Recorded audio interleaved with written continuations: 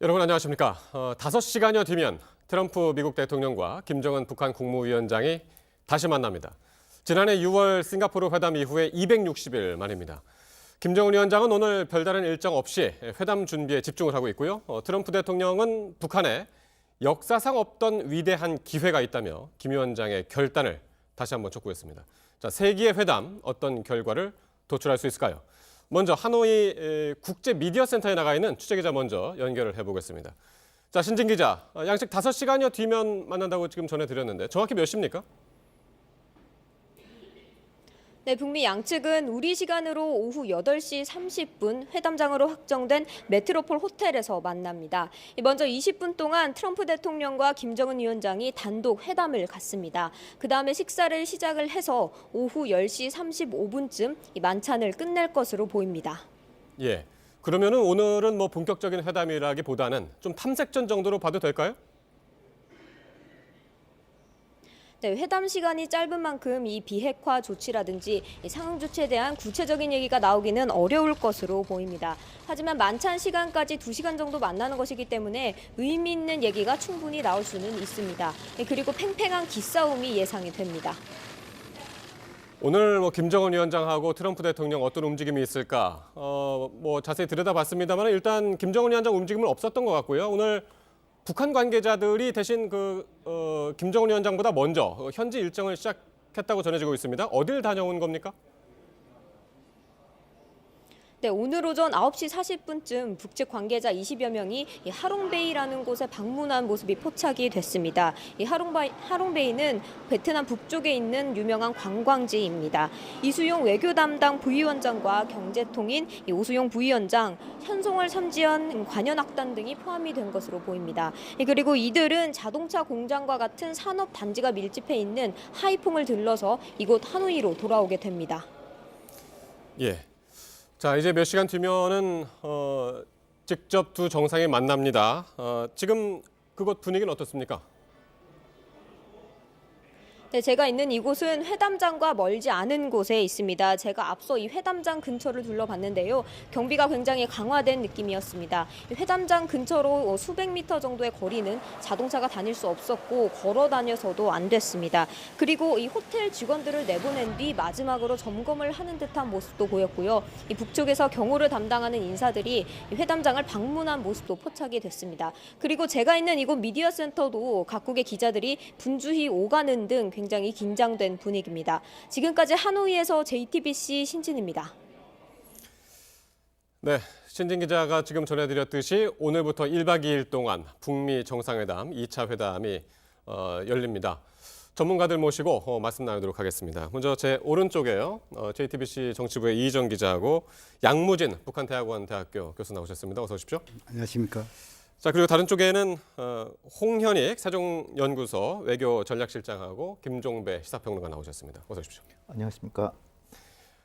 자, 지금 대략적으로 앞에서 이제 잠깐 들었습니다마는 오늘 만찬을 하는데 그에 앞서서 두 정상만 단독으로 김종배 평론가님. 네네. 예, 단독으로 짧은 만남이 있습니다. 그 현지 시각 기준으로 하면 6시 30분이 되는데요. 우리 예. 시각 8시 30분이 되고 6시 30분부터 지금 예정된 시간은 20분간 환담이라고 이제 표현을 하는 게 맞을 것 같습니다. 일단 환담을 갖고 그 뒤에 이제 그 만찬을 갖는 것으로 이렇게 되어 있는데 네. 일정표만 이렇게 짜여져 있고 두 사람이 얘기 길게 한다고 해서 누가 들어가서 뭐 말릴 일은 없을 테니까요. 실제 진행되는 시간은 좀 봐야 될 것 같습니다. 일단 예. 계획은 그렇게 짜여져 있습니다. 그러니까요. 항상 이 정해진 시간만 뭐 그렇게 진행이 되는 건 아닌 것 같고 일단 계속 봐야 될 텐데 단독 회담이라고 좀 뭐 조금 전에 말씀하셨지만은 단독 회담이라고 이름 붙이기에는 약간 어울리지 않을 수도 있을 것 같아요. 그 백악관에서 공식 일정 설명하면서 네. 이 원온원이라는 그 단어를 썼는데요. 예. 그러니까 뭐 1대1 회담이라는 정도로 이제 설명을 할 수 있을 것 같고 예. 앞서 이제 신진 기자가 얘기했듯이 이게 시간이 짧기 때문에 뭐 본격적으로 의제를 꺼내기보다는 예. 좀 기선 제압 차원에서 좀 분위기를 좀 읽고 이런 좀 시간이 되지 않을까 싶습니다. 예. 다른 정상회담 만찬에 앞서서도 이런 경우가 있는지 모르겠습니다. 교수님. 그렇죠. 이제 이 북미 정상회담은 이번 2차니까 네. 1차 이 싱가포르 회담을 되돌아보면은 네. 이런 것은 없었지요.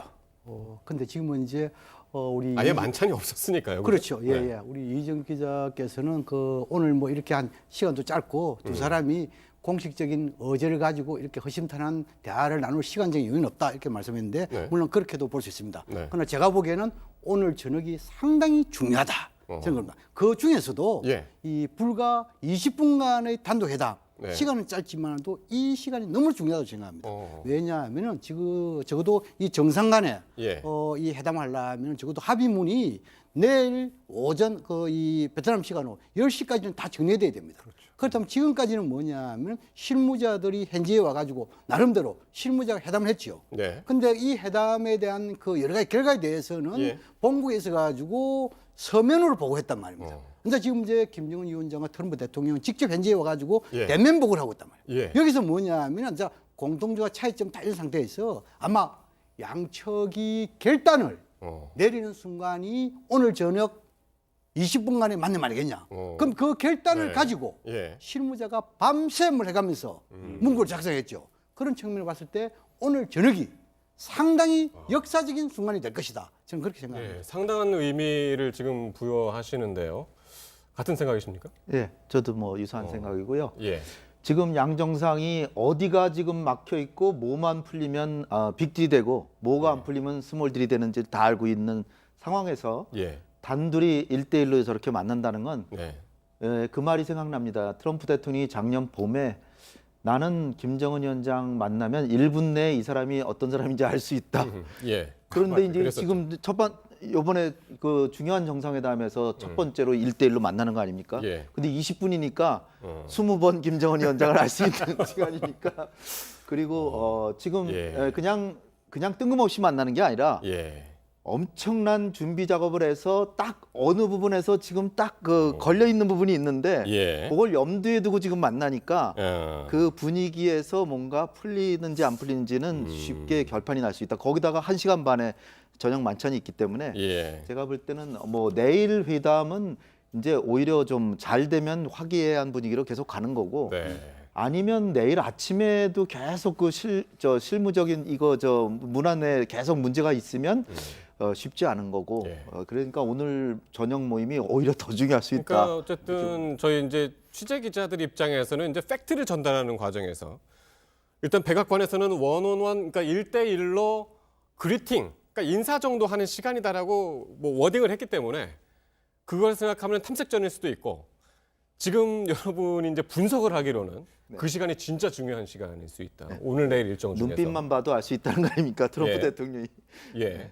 그러니까 그렇군요. 얼마나 온화한 표정을 하느냐 아니면 네. 단호한 아주 그냥 굳은 이를 악다물고 딱 만나느냐 예. 보면 알겠습니다. 알겠죠.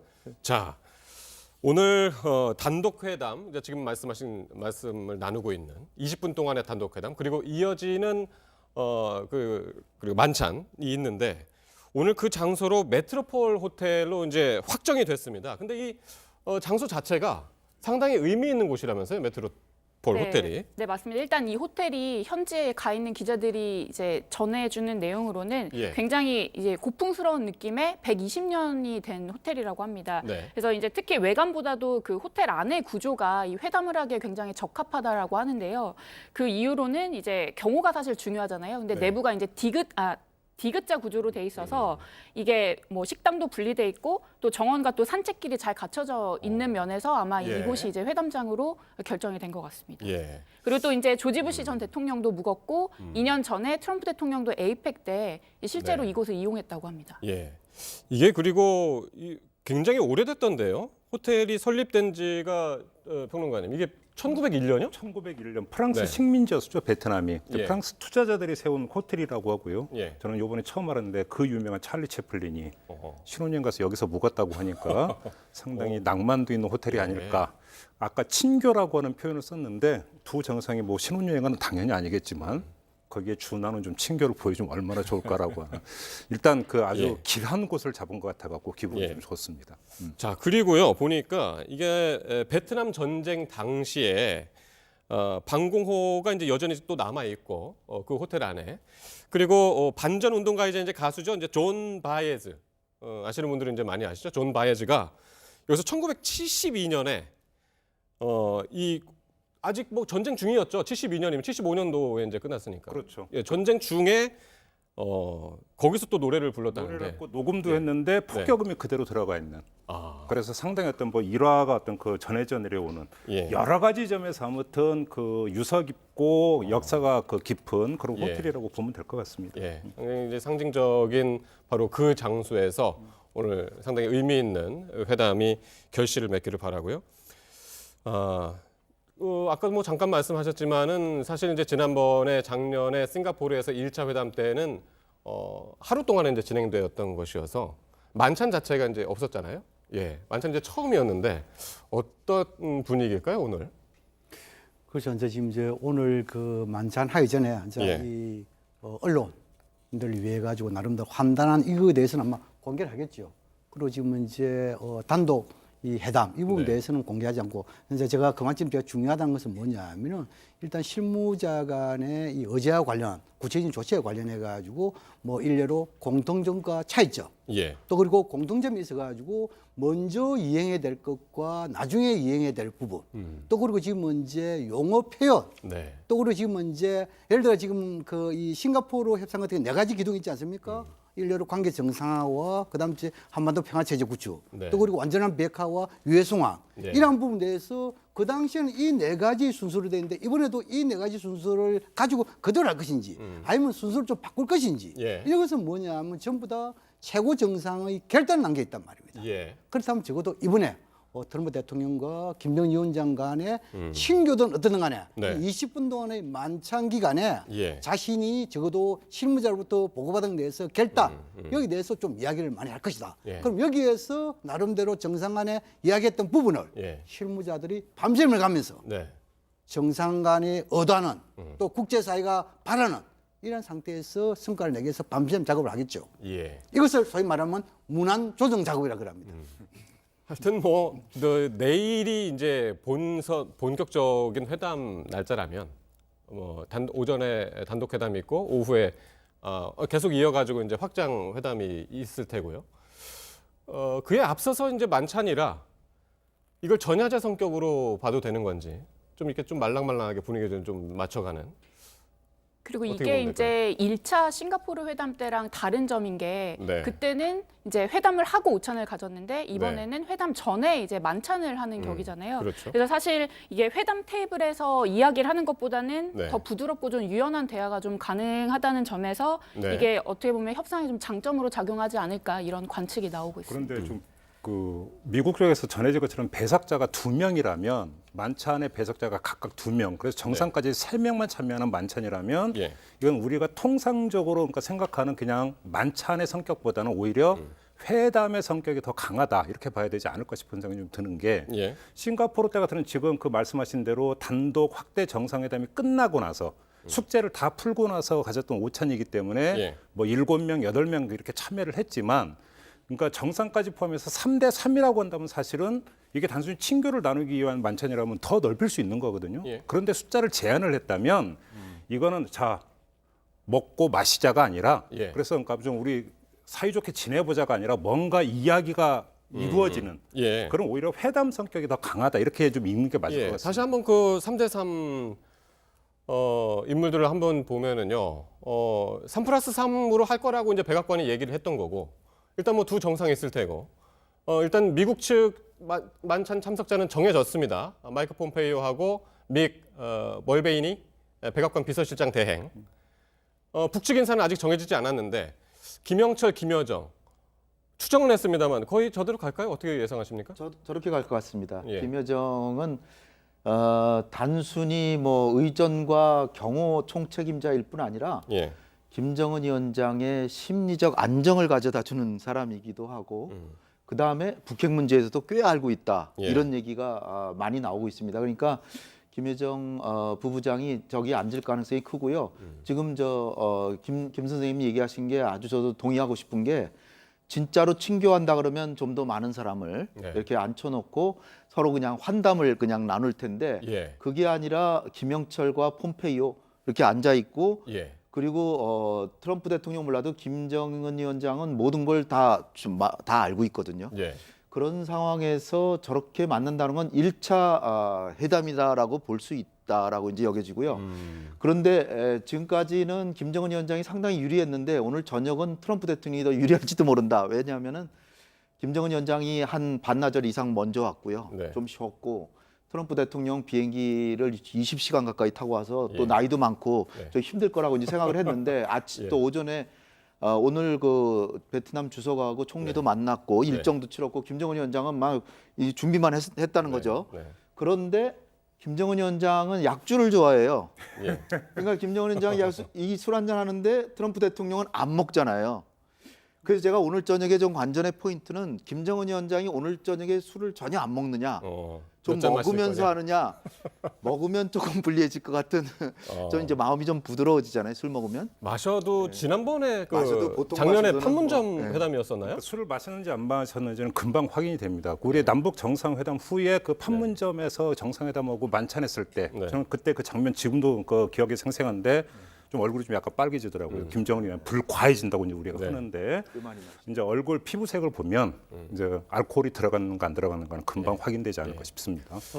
그 관련해 가지고 김정은 위원장이 이제 지금은 이제 김정은 위원장이 베트남에 트럼프 대통령보다 한 8, 9시간 먼저 도착했죠. 네. 그런데 지금은 이제 그 이 베트남의 주석과 이 총리 네. 만남에 있어서는 오히려 트럼프 대통령이 먼저 만났단 말입니다. 물론 이제 이 북한과 이 베트남 관계 또 이 미국과 베트남 관계 네. 서로 차이는 있겠지만도 네. 먼저 온 사람이 늦게 베트남의 이런 사람 만난다라고 한다면 이것도 뭐냐면 심리전 이란을 봤을 때 양보를 했다 저는 보거든요. 예. 물론 뭐 트럼프 대통령이 상당히 바쁘기 때문에 그렇다 하지만도 네. 그만 지금 김정은 위원장은 한편으로는 심리적으로 벌써 이기고 들어가고 있다. 네. 그리고 뭐냐면은 국제사회에 이번 목적이 결국 뭡니까?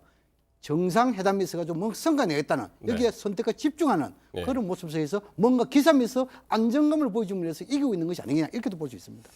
그러니까, 술을 마셨는지 안 마셨는지는 뭐 나올 때 얼굴 색깔 보면 알 수는 있는데 왜 마셨는지는 알 수 없을 것 같아요. 스트레스를 받아서 마셨을 수도 있고 기분이 좋아서 마셨을 수도 있고 해서 후자라고 봐야 되겠죠. 그렇게 되기를 바랍니다.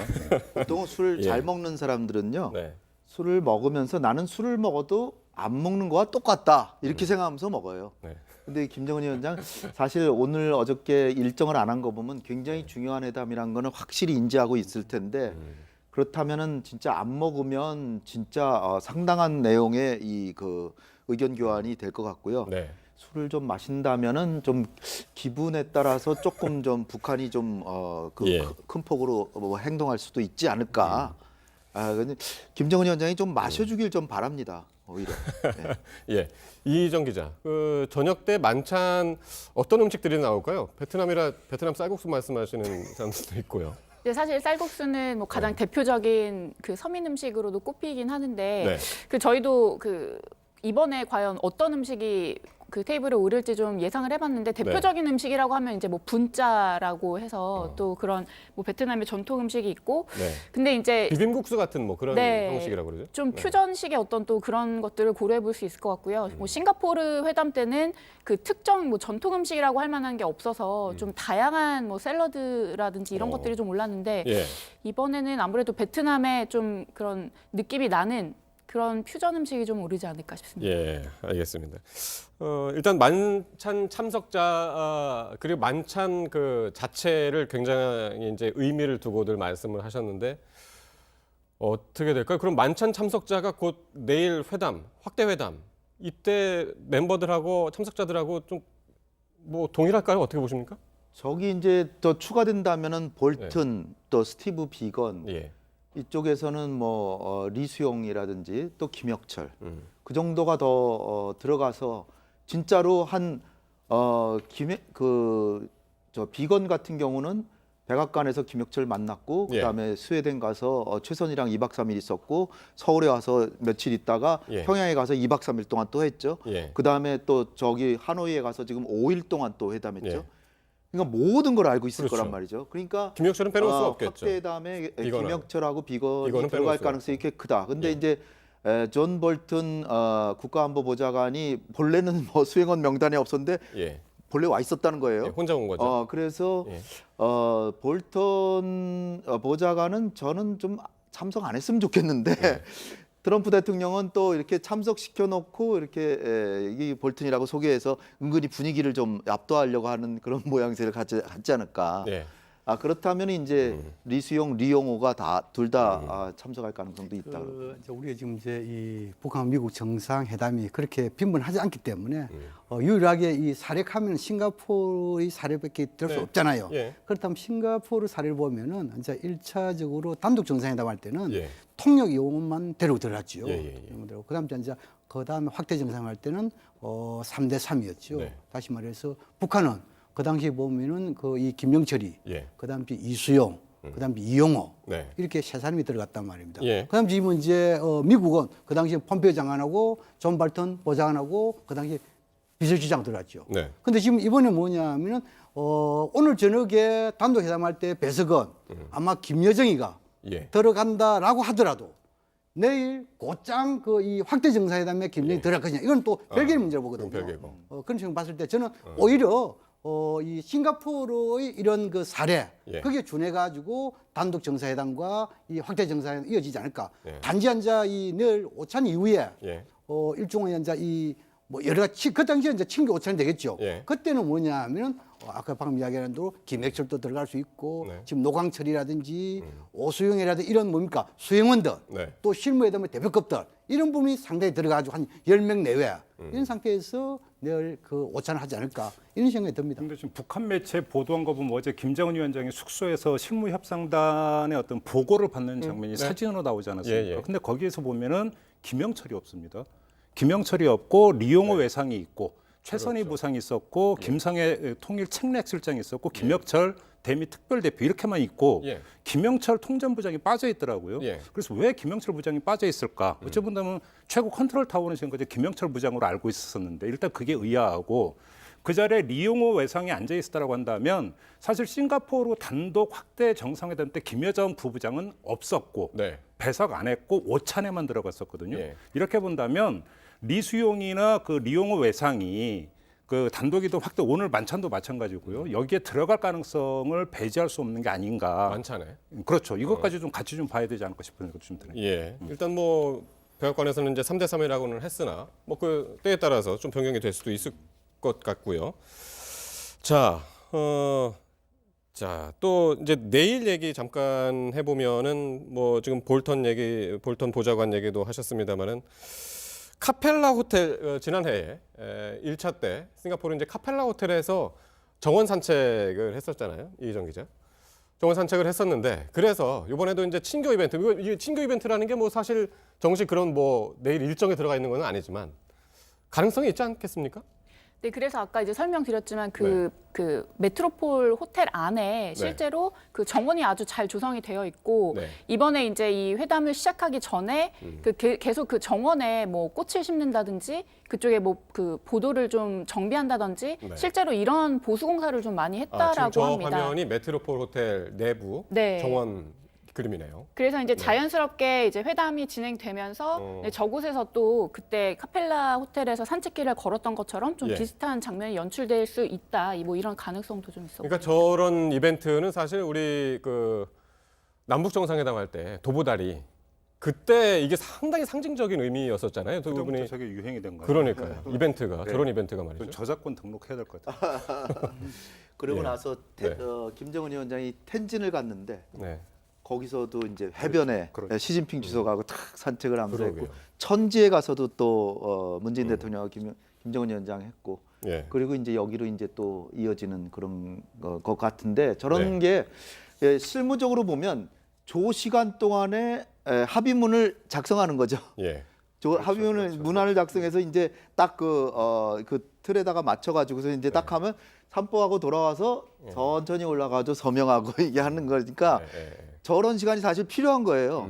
요 합의문을 이렇게 그 문서화하는 그 시간, 네. 그 시간을 활용해서 이제 저런 친교의 자리에 갔는데 결국은 저런 게 북한이 핵을 왜 만들었냐를 보면은 네. 미국이라고 하는 이제 거인이 이 작은 나라를 결국은 이제 북한 측 용어로 하면 적대시 정책을 하고 체제를 붕괴시키려고 하니까 만들었다는 건데 예. 저렇게 친교를 가지면 내가 왜 핵을 왜 만들었지?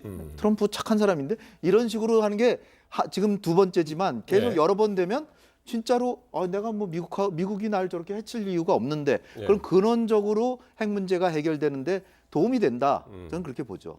그렇죠. 그 친교할 때 사람 많이 만나면은 자연적으로 장단점 이런 보는 것보다도 서로 가까워지는 거 아니겠어요? 그렇다면 자연적으로 방금 우리 그 홍 시장 말씀 내가 왜 핵을 만들었지 이렇게 김정은 위원장이 생각한 반면에 트럼프 대통령이 내가 왜 북한을 이렇게 적대했지 이게 똑같은 건 인사이단 말입니다. 그렇기 때문에 친교 행사를 많이 가지면 가질수록 예. 정상간의 신뢰는 더 두터워진다. 예. 이렇게 생각하고 특히 이제 지금 제 메트로폴 호텔 이것은 그 프랑스풍 이렇게 기다리기 때문에 이 미음자 이렇게 이 건물로 형성돼 있다 하더라고요. 저는 가보진 않습니다만 네. 이것이 미음자가 뭐 장기 국기 있다는데 그렇다면 적어도 중간에 네. 이런 정원이라든지 이런 게 네. 충분히 있겠죠. 뭐 오솔길 행사 그 벤치 다 있겠죠. 그러나 또 비가 오면 또 다를 수 있겠죠. 우집은 비 오면은 같이 비를 맞는 것보다도 같이 우산을 쓰는 것도 이 친구한테 더 좋겠죠. 더 좋은 것 같아요. 날씨가 또 도와줄 수 있을 것이고 뭐 여러 가지 우리 합리적으로 비가 오기를 상상해- 바라야 되는 건가요? 합리적으로 상상을 해볼 수 있는 대목들 아니겠냐 생각됩니다. 내일 일정 다시 한번 볼까요? 우리 아까 표로 만들어진 게 하나 있었죠. 내일 일단 오늘하고 내일 일정이 이제 담긴 그 일정인데 1차 때 하고 잠깐 뭐 비교 일단 이번 회담에서 이정 기자 일단 오늘은 단독 회담하고 만찬 아까 이제 계속 얘기했었고 내일 일정이 저 단독 회담이 오전부터 시작되는 거죠? 네, 맞습니다. 아직 네. 정확하게 뭐 몇 시에 시작한다라는 것까지는 공지가 안 됐지만 예. 저 순서대로 가는 게 맞고요. 그리고 일단 제가 볼 때는 그 1차 회담 때 네. 그 백악관이 당초 밝혔던 그 시간표가 있었어요. 근데 네. 실제로 나중에 이제 보니까 거의 동일하게 이제 마치는 시간, 시작하는 시간이 다 맞았거든요. 그래서 그런 걸 보면 이번에도 이제 양측이 사전 합의한 이런 시간표에 충실히 따른다면 그게 네. 또 이제 이게 협상이 좀 잘 됐다라는 그런 시그널이 될 수 있을 것 같고요. 그리고 이게 그때 당시에는 이제 단독 회담이 좀 짧았는데 확대 회담이 또 길어서 그때 이제 실질적으로 좀 많은 얘기가 오갔다라는 게 있었는데 과연 이번에는 좀 어떤 형식으로 저게 될지 그리고 또 가장 중요한 게 이제 공동 합의문을 발표할 때 네. 이게 두 정상이 같이 하느냐 또 그때처럼 트럼프 대통령 혼자 이걸 하느냐도 그러니까요. 네, 어느 정도 예. 좀 가늠수가 될 수 있을 것 그러니까 같습니다. 오전에 내일 28일 날짜를 지금 보면은 오전에 단독 정상회담이 있고 이후에 이제 점심 먹는 거죠. 그것도 이제 공식 오찬으로 하고 먹고 나서 확대 정상회담 여기 이제 다른 두 정상 말고 다른 수행원들 함께하는 확대 정상회담이 있고 이게 잘 되면 어떤 식으로든 이제 서명식이 있을 테고 지금 이정 기자 잠깐 얘기했지만은 이후에 기자회견을 혼자 하느냐 둘이 하느냐 이건 상당히 큰 차이잖아요. 그럼요. 네. 만약에 내일 문재인 대통령하고 김정은 위원장은 이렇게 같이 발표하고 했죠. 네. 그러니까 내일 만약에 김정은 위원장하고 트럼프 대통령하고 같이 기자들 앞에 섰다. 그런 것만 해도 이게 굉장한 진전이고 김정은 위원장을 그 어떤 독재의 굴 속에서 밖으로 끌어내는 그런 물론 뭐 자유롭게 질문하고 답변하고 그렇게까지는 안 되겠지만 네. 합의문을 같이 발표하고 그리고 자기 의견을 제시하고 그 네. 정도까지만 된다면은 굉장한 진전이다. 한반도의 봄은 더 확실해진다. 이렇게 네. 봐야죠. 예. 공동 기자회견까지 같이 기대를 한번 해보겠습니다. 자, 그러면은 지금 현재 하노이에 있는 취재 기자를 다시 한번 연결을 해서 현지 움직임 어떤지 다시 한번 살펴보도록 하겠습니다. 서효정 기자가 지금 멜리아 호텔, 김정은 위원장이 머물고 있는 호텔이죠. 멜리아 호텔 앞에 나가 있는데요. 불러보도록 하죠. 자, 서효정 기자. 지금 일단 가장 큰 관심사는 지금 김정은 위원장이 오늘 어떤 움직임이 있었느냐였는데 내내 숙소에 있었다면서요, 오전에? 네, 그렇습니다. 김정은 위원장은 오전 내내 숙소에 있던 것으로 파악이 되고 있고 지금 오후에도 사실상 큰 움직임이 없는 것으로 지금 파악이 되고 있습니다. 다만 호텔 주변의 경계는 계속 삼엄한 편입니다. 제가 보이는 이 뒤쪽으로 이 김정은 위원장이 묵고 있는 호텔이 있는데 이곳 멀찍이 떨어져서까지도 이 베트남의 군경 병력들이 배치가 되어 있고 이 차단막이 겹겹이 쌓여 있어서 접근이 좀 어려운 편입니다. 저쪽에도 보시면 이 차량이 오갈 수 있는 통로만 간신히 남겨두고 나머지를 통제를 하고 있는 모습을 보실 수가 있습니다. 하지만 오늘이 회담 당일인 만큼 회담을 환영하는 분위기도 느껴지고 있습니다. 제 뒤로 보시면 이쪽 북한과 미국 이 하노이 서밋을 환영한다 이런 제 키보다 큰 표지판이 놓여 있고요. 저쪽으로 보시면 북한과 미국, 베트남의 깃발이 세 개가 동시에 걸려 있는 모습들을 쭉 보실 수가 있을 것 같습니다. 이 두 정상의 만남은 오늘 오후 현지 시간으로 6시 반, 한국 시간으로 8시 반에 예정이 되어 있습니다. 지금부터 5시간 정도를 남겨두고 있습니다. 네. 자, 김정은 위원장 움직임 아직까지 오늘 움직임은 포착되지 않고 있는데 대신에 지금 북한 측의 이제 실무진들이 오전부터 상당히 이제 바쁘게 움직였다고 그래요. 또 주요 관광지죠 하롱베이를 들렀다고 하는데 현지에서는 이거 어떻게 분석을 하고 있습니까? 네, 그렇습니다. 북한 측 실무진들은 오늘 베트남 북쪽 해안에 있는 하롱베이를 가서 배를 타고 주변을 둘러봤습니다. 이 일행에는 이수용 외교 담당 부위원장과 오수용 경제 담당 부위원장 그리고 현송월 삼지영 관현악단장 등이 포함이 됐습니다. 이들은 오전 8시부터 이 버스를 타고 길을 나섰는데요. 이 하롱베이에 들른 건 김 위원장의 최대 관심사인 이 북한의 관광 산업 이걸 어떻게 활성화할지 이것을 참고하기 위해서 간 것이 아니냐 이런 분석이 나옵니다. 김 위원장은 올해 신년사에서 이 금강산 재개를 얘기할 만큼 이렇게 관광 산업에 좀 관심이 많은 것으로 알려져 있습니다.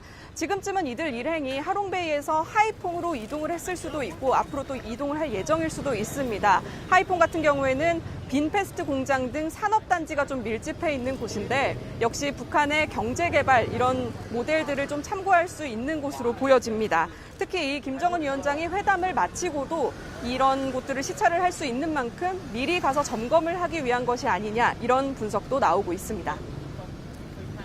네, 그렇군요. 이제 뭐 두 정상 역사적인 만남 이제 5시간 정도 앞두고 있습니다. 김정은 위원장 움직임 없었고 대신 트럼프 대통령 오전에 베트남 국가주석 그리고 총리를 만났다면서요?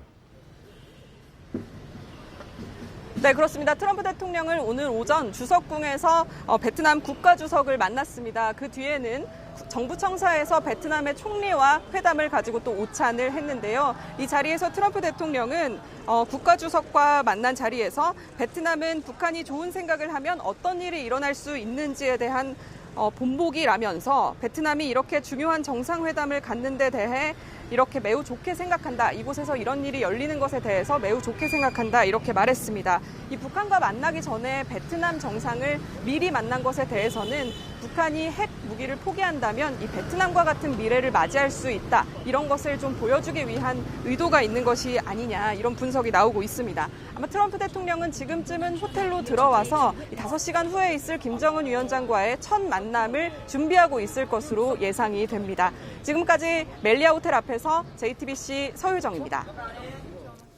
네, 상당히들 전 세계 미디어들이 오늘 두 정상의 움직임 어떨까 상당히 궁금해했고 잘 살펴봤는데 일단은 트럼프 대통령이 먼저 움직임이 있었습니다. 김정은 위원장 오늘 만나기 전에 베트남 지도자들 주석하고 총리를 먼저 만났습니다. 지금 이제 저 장면인데 지금 이제 소유정 기자가 얘기하기로는 그 베트남 정상을 먼저 만난 게 북한이 핵무기를 포기한다면 베트남 같이 같은 그런 미래를 맞이할 수 있는 것을 보여주기 위한 차원이다라는 분석이 나온다. 그렇게 얘기를 하고 있는데 어떻게 보셨습니까, 평론가님? 글쎄요, 그렇게 봐야 될까요? 일단은 그 일정을 보면 베트남 주석의 일정이 어제 4시까지 라오스, 캄보디아 방문 일정, 그 베트남 귀국 일정이 그렇게 되어 있었거든요. 그러니까 네. 김정은 위원장을 먼저 만날 시간적 여유가 없었고 또 북한이 공식 발표한 것에 따르면 김정은 위원장은 북미 정상회담이 끝나고 3월 1일과 2일에 네. 공식적으로 베트남을 친선 5호 방문하는 일정이 북한 관영 매체에서 발표가 됐으니까 네. 사실은 그 일정에 따라서 가는 거고 트럼프 대통령은 지금 보니까 그냥 만난 게 아니라 무역 협정 서명이라고 하는 양국 간에 또 현안이 있었더라고요. 네네네. 이 문제를 처리를 해야 되는 거고 그러니까 바로 그 다음에 북미 정상회담 갖고 이제 출국을 하는 걸로 돼 있으니까 서로 스케줄 조정 차원에서 그러니까 일정이 짜여진 게 아닌가 좀 이렇게 봐야 되지 않을까 싶은 생각이 좀 듭니다. 뭐 우리 이제 김 선생님 말씀 연장해가지고 네. 이번에 보면 이제 협정 이것은 이제 이 트럼프 대통령과 이 그 베트남의 국가주석 총리인가요? 이렇게 있는 상태에서 이제 서명을 했죠. 그 보면 방금 말씀한 대로 이제 무역과 관련되는 부분 협정 하나 있고 또 하나는 뭐냐면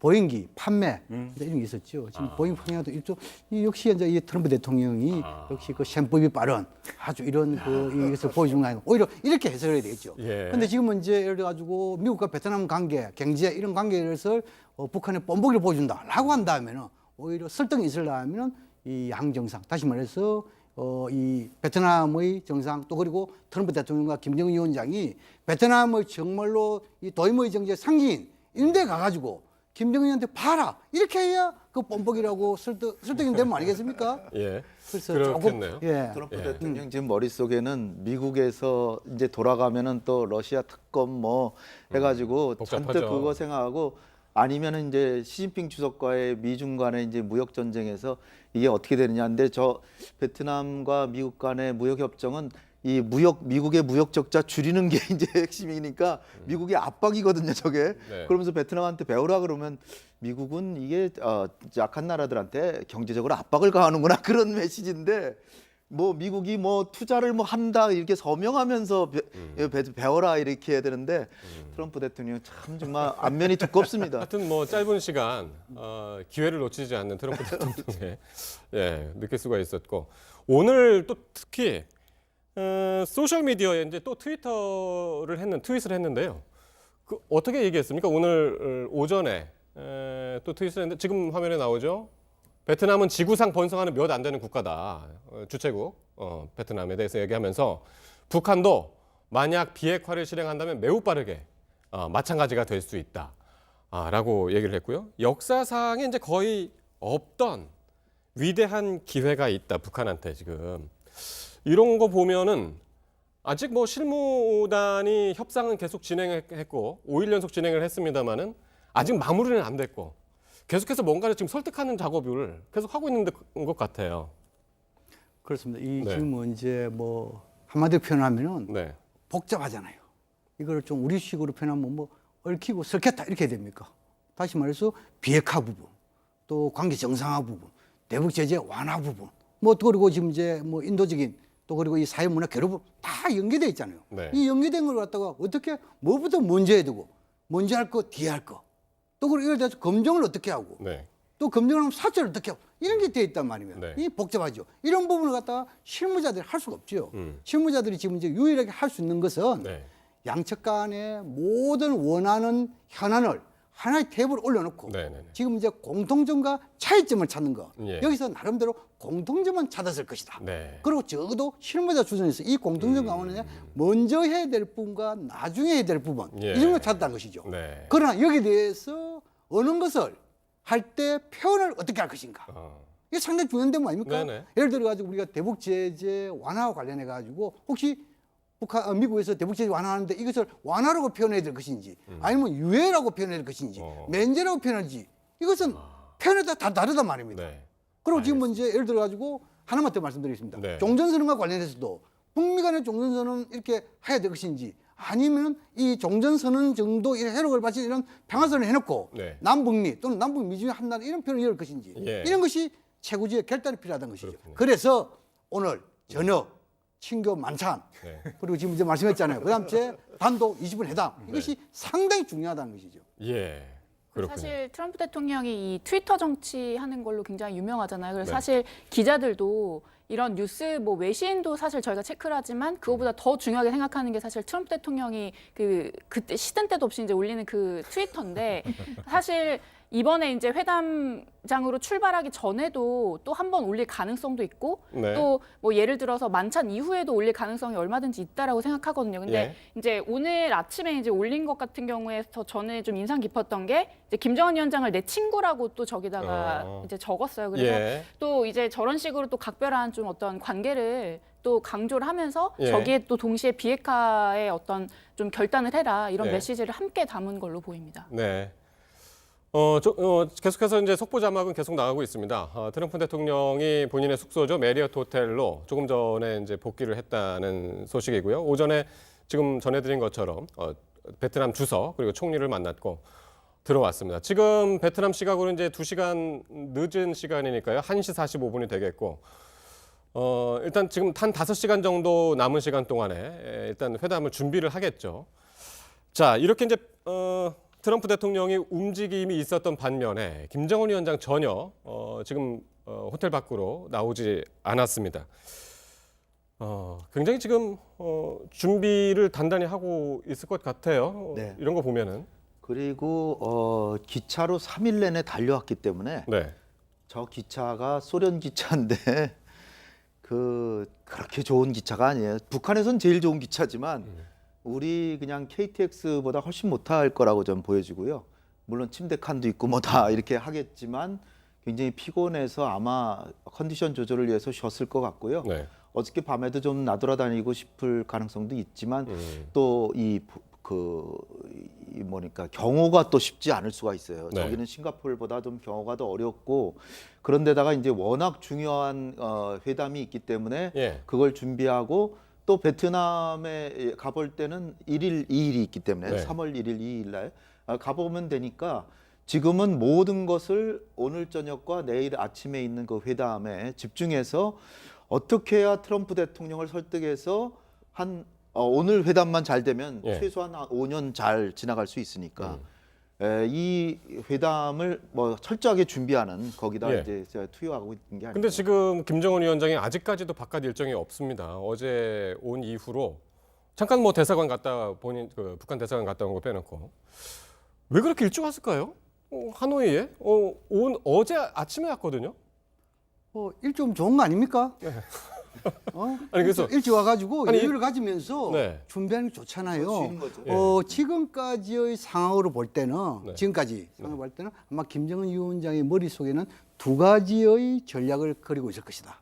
하나는 문제는 뭐냐면은 선대가 집중 차원에서 오늘 20분 동안 그리고 지금 한 1시간 동안의 이런 이 단독 회담과 또 그리고 친구 만차 네. 여기 대해서 준비하는 음. 철저히 준비한 한 해고 네. 두 번째는 뭐냐면 좀 다른 데만도 이슈라는 게 있잖아요. 이슈 집중 이런 부분이 있어가지고 오늘은 움직임이 있어가지고 자신의 이 움직임보다도 네. 트럼프 대통령의 움직임에 집중할 수 있도록 배려하는 것이겠죠. 네. 그런 측면 봤을 때 그런 아마 것까지 배려를- 김정은 위원장이 방콕하고 있는 것이 아니겠냐 네. 그런 생각이 듭니다.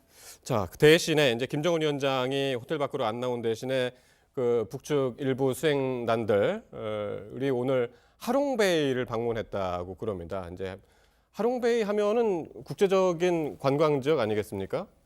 네, 네. 지금 김정은 위원장이 조용한 하루를 보내고 있는 거에 반면에 이제 네. 북측 수행단들은 좀 이렇게 각자 역할에 맞게끔 지금 그 수행단들이 나눠져서 지금 네. 관광지라든지 네. 이런 산업단지를 좀 둘러보고 있는데 예. 그 하롱베이는 그 베트남 대표 관광지로 꼽히고요. 또 그 하롱베이 다음에 들린 곳이 이제 하이퐁이라는 뭐 지금 황현희 산업단지. 이수용 당 부위원장 그죠? 네, 예. 맞습니다. 네. 그런 곳으로 꼽히는데 지금 이제 북한 실무단이 그 하롱베이 다음에 간 사실 그저 하이퐁이라는 데를 좀 주목할 필요가 있는데요. 네. 지금 실무단이 방문한 여기가 다 이제 베트남의 삼성이라고 좀 비유가 되는 빈 그룹이라는 곳에 속해 있는 업체들이 있는 곳이라고 합니다. 네, 그래서 이제 이런 데에 가서 좀 관광이라든지 제조 같은 이런 다양한 분야를 좀 보고 네. 그 북한의 경제 발전을 이루고자 하는 좀 그런 부분에서 좀 참고할 만한 게 어떤 게 있는지 좀 이런 부분을 시찰하는 의미로 볼 수 있습니다. 오늘 그 저쪽 하롱베이하고 하이퐁을 방문한다는 그 수행원들 명단을 보면은 이수용 부위원장도 있습니다만은 김평해 당 부위원장하고 오수용 당 부위원장 이 두 인물도 같이 포함이 돼 있잖아요. 오수용은 당연히 저기 가야 되는 거죠. 네. 그러니까 오수용은 북한의 경제의 청사진을 그리는 사람입니다. 그러니까 당의 경제부장이기 때문에 이 사람이 북한의 경제 모델을 중국식으로 하냐, 베트남식으로 하냐, 아니면 뭐 베스토니아 그래서 베트남과 에스토니아를 섞어서 하느냐. 예. 그런 상황에서 단번도약이라고 하는 아주 그 1년에 10% 이상씩 성장하는 그런 급성장을 하면서도 김정은의 권력을 유지할 수 있는 길이 무엇이냐. 이것을 설계하라고 지금 김정은이 특별히 이제 같이 왔기 때문에 예. 오수용이 가서 김평해는 이제 인사나 행정 담당이기 때문에 예. 연락사무소 설치나 또 그리고 경제 일꾼들을 인사하는데 좀 참신한 사람을 뽑으라는 그리고 좀 여기 좀 충격을 좀 받으라는 거죠. 이렇게 전 세계는 변하고 있으니까. 근데 특히 오수용 같은 경우는 이제 삼성전자 옛날에 공장 2000년에 세울 때 불안관 그 TV를 생산했거든요. 네. 그때도 삼성전자의 파트너였어요. 그러니까 벌써 20년째 이 첨단 산업, 그 예. IT에 관심을 가진 사람이고, 그러니까 오수용이 지금 그 김정은과 돌아가는 길에 계속 상의하면서 앞으로 우리 북한의 경제는 이런 방식으로 갑시다. 예. 이런 거를 지금 구상하기 위해서 김정은 위원장 자신은 지금 트럼프와의 회담에 집중하지만 오수영은 본래 온 목적을 수행하고 있는 것이다. 빈페스트가 하는 건 저건 그 우리나라 삼성이라고 보이는데 최대 기업이고 자동차 완성차 기업인데 올가을에 이제 처음으로 자동차를 내놓는다 그래요. 그리고 아주 뭐 베트남은 제일 큰 기업인데 그리고 저기 LG전자도 하이퐁에 있고요. 네. 여러 기업들이 있고 우리로 치면은 인천 같은 항구 도시죠. 예, 하노이의 외곽에 있는 항구 도시. 네. 예, 그리고 외자도 유치하고 그리고 자기의 빈 그룹은 저건 베트남 기업이니까 네. 민족 기업도 있고 외자도 유치한 기업들이 다 있어서 김정은 위원장의 저 실무진들이 가서 보기에는 딱 좋은 곳이다. 그거 좀 관련해 가지고 네. 이 58년도로 잠깐 되돌아가 보면은 네. 김일성 주석이 베트남 방문했을 때 보면은 열사능을 방문했고 네. 그래서 헌화했죠. 그다음 지금 뭐냐면 산업단지 또 그리고 관광단지를 방문했습니다. 그럼 그 당시에 김일성 주석이 방문할 때도 그러면 계획 개방해야 되는 겁니까? 아니잖아요. 그럼 우리 너무 확대 해석을 할 필요는 없다. 네. 그건 당연히 그 이 정상이 상대 국가에 가면 거기에 대한 열상도 하고 또 관광지라든지 기타 이런 역사 방문 예. 한 것은 기준이죠. 예. 그래서 이제 거기에 대해 알 필요가 있고, 그다음 지금은 이제 오수영이라든지 김평이라든지 네. 이번에 적어도 정치국 위원급이 한 5명 정도 이 대동해 왔지요. 예. 그것은 뭐냐면 김정은 위원장의 권위를 시해주는 측면 하나 있겠죠. 예. 또 그리고 그다음에 이제 우리 이제 홍 시장님 잘 말씀했는데 김평애와 오수영이 예. 그래 가지고 경제 정책 앞으로 북한의 계획 개방 대비해 가지고 경제 정책을 어떻게 펼칠 것인가. 근데 사실 그 김창선 부장이 북한 의전 담당하는 김창선 부장이 미리 와가지고 이제 저 하롱베이하고 뭐 하이퐁하고 다 다녔잖아요. 그래서 이제 김정은 위원장이 저길 가는 것이 아니냐 그렇게 예상을 했었는데 일단 실무진들이 먼저 움직여서 김정은 위원장도 저기를 나중에 따로 방문을 할까요? 어떻게 예상을 하시나요? 지금 이제 북한의 보도에 의하면은 3월 1일부터 2일까지가 베트남 친선 공식 방문이라고 이렇게 밝혔잖아요. 네. 예. 그렇다면 김정은 위원장이 적어도 움직이는 시간은 네. 예를 들어 가지고 뭐 관광단지라든지 또는 예. 산업단지, 열산업, 예. 뭐 또는 호치민의 묘 이렇게 가는 것은 이미 지금부터 가는 것이 아니라 예. 오히려 그렇게 공식 날짜 잡힌 그때 가지 않을까 저는 그렇게 전망하고 방금 이야기한 대로 지금 이제 김창선 예. 부장이 적어도 이 먼저 동선을 다 한번 가봤잖아요. 네. 그런 곳에 갈 가능성이 높다 이렇게 전망해 볼 수 오늘 있습니다. 하롱베이랑 이제 하이퐁 일정이 있다고 그랬는데 사실 저희가 굉장히 집중했던 곳이 이제 삼성전자 있는 곳이었잖아요. 네, 그거에 대해서 좀 말씀을 드리면 예. 별로 가능성이 없다고 보는 게요. 네. 첫째는 어제 청와대 관계자가 이야기를 했습니다. 삼성 공장 방문 가능가 없는 걸로 알고 있다고 멘트가 나왔고요. 예.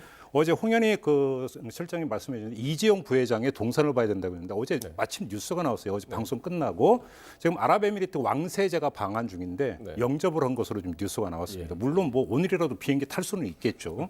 근데 그거보다 더 중요한 문제가 지금 그 베트남의 그 투자 1위 국가가 대한민국이고요. 네. 베트남이 가장 지금 예민하게 지금 주시하고 있는 게 만약에 남북 경협이 풀리면 지금 베트남에 투자했던 한국 기업들이 북한으로 가는 게 아니냐. 쉽게 말하면 베트남 쪽에 뺏기는 게 아니냐라고 상당히 예민하게 지금 예의주시하고 있다는 이야기가 계속 들리고 있는데 네. 자, 김정은 위원장은 베트남 정부의 초청을 받아서 간 사람인데 손님인데 베트남 자기를 초청한 베트남의 가장 예민해하는 삼성 공장을 방문을 한다라고 하는 게 그럼 베트남 입장에서는 그걸 어떻게 받아들일 것인가? 그건 결례죠. 그러니까 김정은 위원장 입장에서는 외교적 결례가 될 수 있기 때문에 가고 싶어도 못 가는 거 아니냐. 그렇게 해석을 하면 또 그렇게 또 이해가 돼요. 예, 저는 그런 점에서 별로 가능성이 높다고는 보지는 않습니다. 예.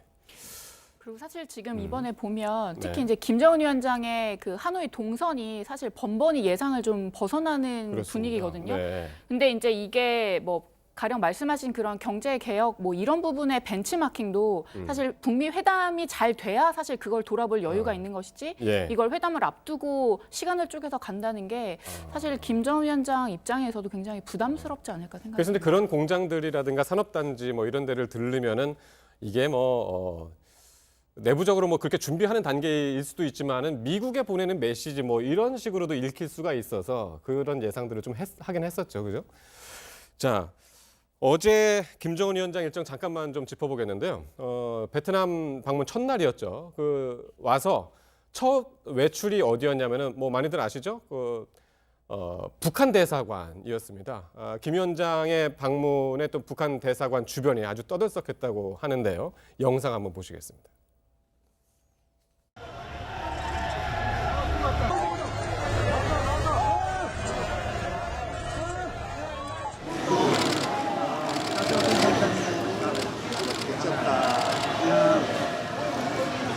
야, 대사관 사람들이 지금 만세만 사는데 뒷모습이 쭉 올라가는 거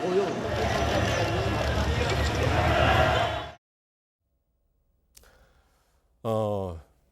실장님 이거 어떻게 보십니까? 어제 첫 일정으로 사실 중간에 뭐 산업단지를 들릴까 어딜까 했는데 하여튼 나와가지고 외출한 첫 방문지가 이제 하이퐁에 있는 하노이에 있는 북한 대사관이었어요. 저게 김정은 위원장 어떻게 보면 만감이 교차했을 수도 있다 이렇게 생각이 드는데요. 왜 그러냐면은 베트남이라는 게 이게 공산국가로 미국을 꺾고 남베트남을 점령해가지고 이제 공산국가가 됐잖아요. 네. 그러면 북한하고 무지무지하게 가깝고 그리고 이제 북한의 주민들 중에 많은 사람들이 하노이 같은데 교민들이 있어야 되는데 예.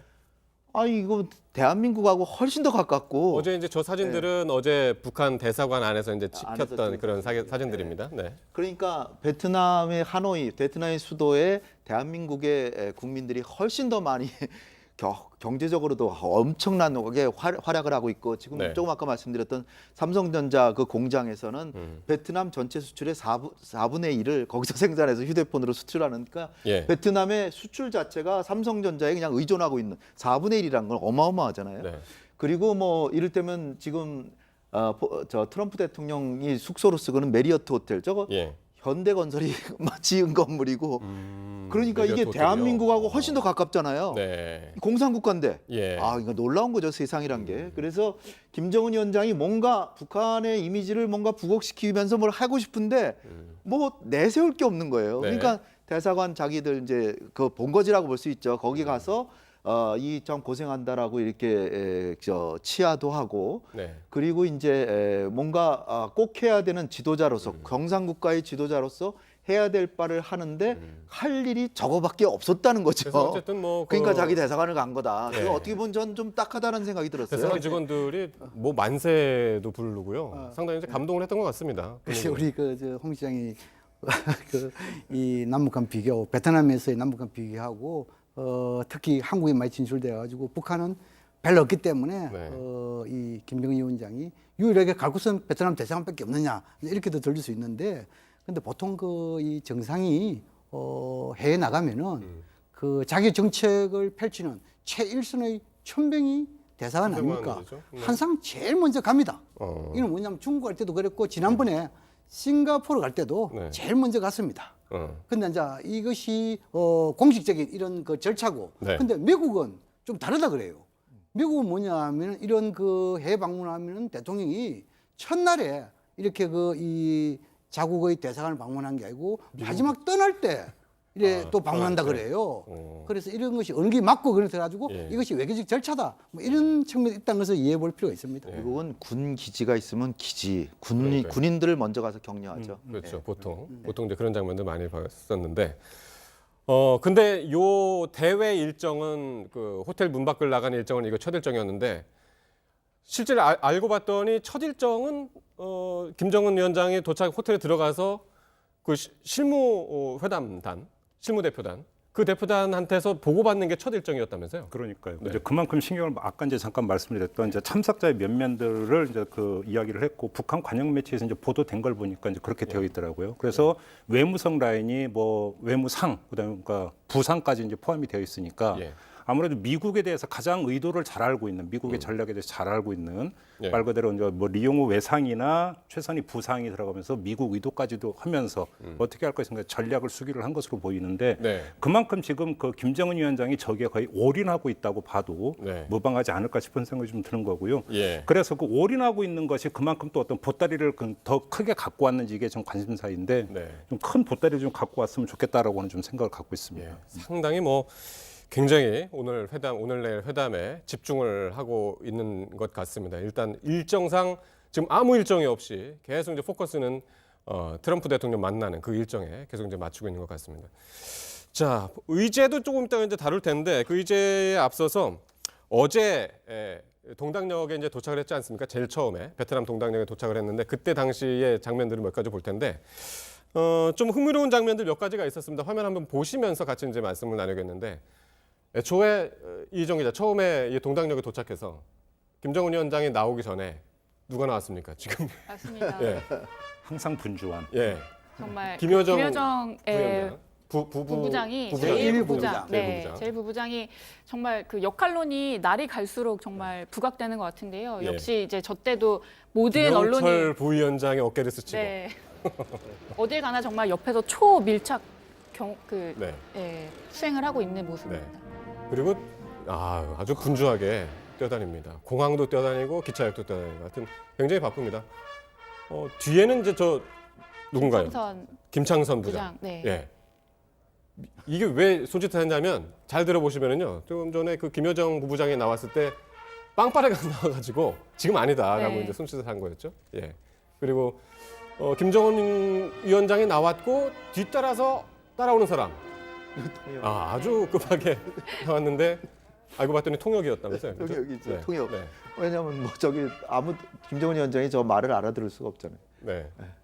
네. 그러니까 김정은 위원장이 인사를 하고 있으니까 아주 헐레벌떡 뛰어왔는데 선전 담당 정치국원이 나왔으니까 베트남 서열 13인가요? 뭐 그 네. 정도 되는 사람인데 얘기를 하는데 뭐 통역을 안 해주면 무슨 말인지 전혀 모르니까. 그러니까요. 그 얘기 좀 해주세요. 어제 사실은 이게 외교부장이냐 베트남 외교부장이냐 뭐 그러다가 이게 아니었잖아요. 사실. 어제 제가 아침에 나왔을 때만 해도 외교부장이었는데 네네네 아니었죠. 외교부 장관이 아니라 네. 외교부 장관은 이제 상식적으로 생각하면 국가 주석이 이웃 나라 방문했으니까 거기 수행했을 가능성이 이제 크죠. 그러니까 없었을 거라고 이제 추정이 되고 네. 당의 선전 담당 정치국원 예. 서열 13위 정도 된다 그러는데 예. 그 공산국가에선 선전 담당이 굉장히 높습니다. 예. 이데올로기 담당, 선전 담당 이런 게 이제 중요하니까 김여정 제1부부장도 선전 선동 담당 제1부부장이니. 네. 예. 그래서 그랬군요. 그러니까 트럼프 대통령 맞이한 사람은 바로 그 부총리 겸 외교부 장관이었고. 네. 근데 알고 봤더니 김정은 위원장을 마중 나왔던 사람은 베트남 공산당의 선전 담당 정치국원이었고 이게 급이 달라서 이게 보다도 예. 뭐냐면 그 베트남하고 북한하고 또 특히 북한하고 중국 할 때는 네. 당대당의 이런 교류가 상당히 중시합니다. 그렇기 때문에 이 김정은 위원장도 예를 가지고 중국을 공식 방문이라 하면은 네. 선전 담당 또는 대연락부 네. 이런 데서 상당히 중시해가지고 이런 맞이하는 것이 많이 있습니다. 그 연장선에서 보면 될 것 같습니다. 예. 일부러 저렇게 모르겠습니다. 저희가 이제 서열을 중시해서 이제 뭐 마중 나간 사람이 누구냐 이런 것들을 이제 쭉 눈여겨 본 시각하고는 좀 다른 그런 내부 사정이 있을 것도 같군요. 자, 네. 이렇게 이제 모두의 이목이 쏠린 이 열차에서 가장 먼저 등장한 사람 보신 대로 김 위원장의 여동생 김여정 노동당 1부부장이었습니다. 근데 이 김여정 부부장은 이번에도 김정은 위원장의 주위를 그림자처럼 살폈습니다. 존재감을 이번에도 이제 드러내고 있는데요. 어제 저녁에는 회담 장소인 메트로폴 호텔에서 준비 상황을 최종 점검하기도 했습니다. 김지아 기자의 보도 보시겠습니다.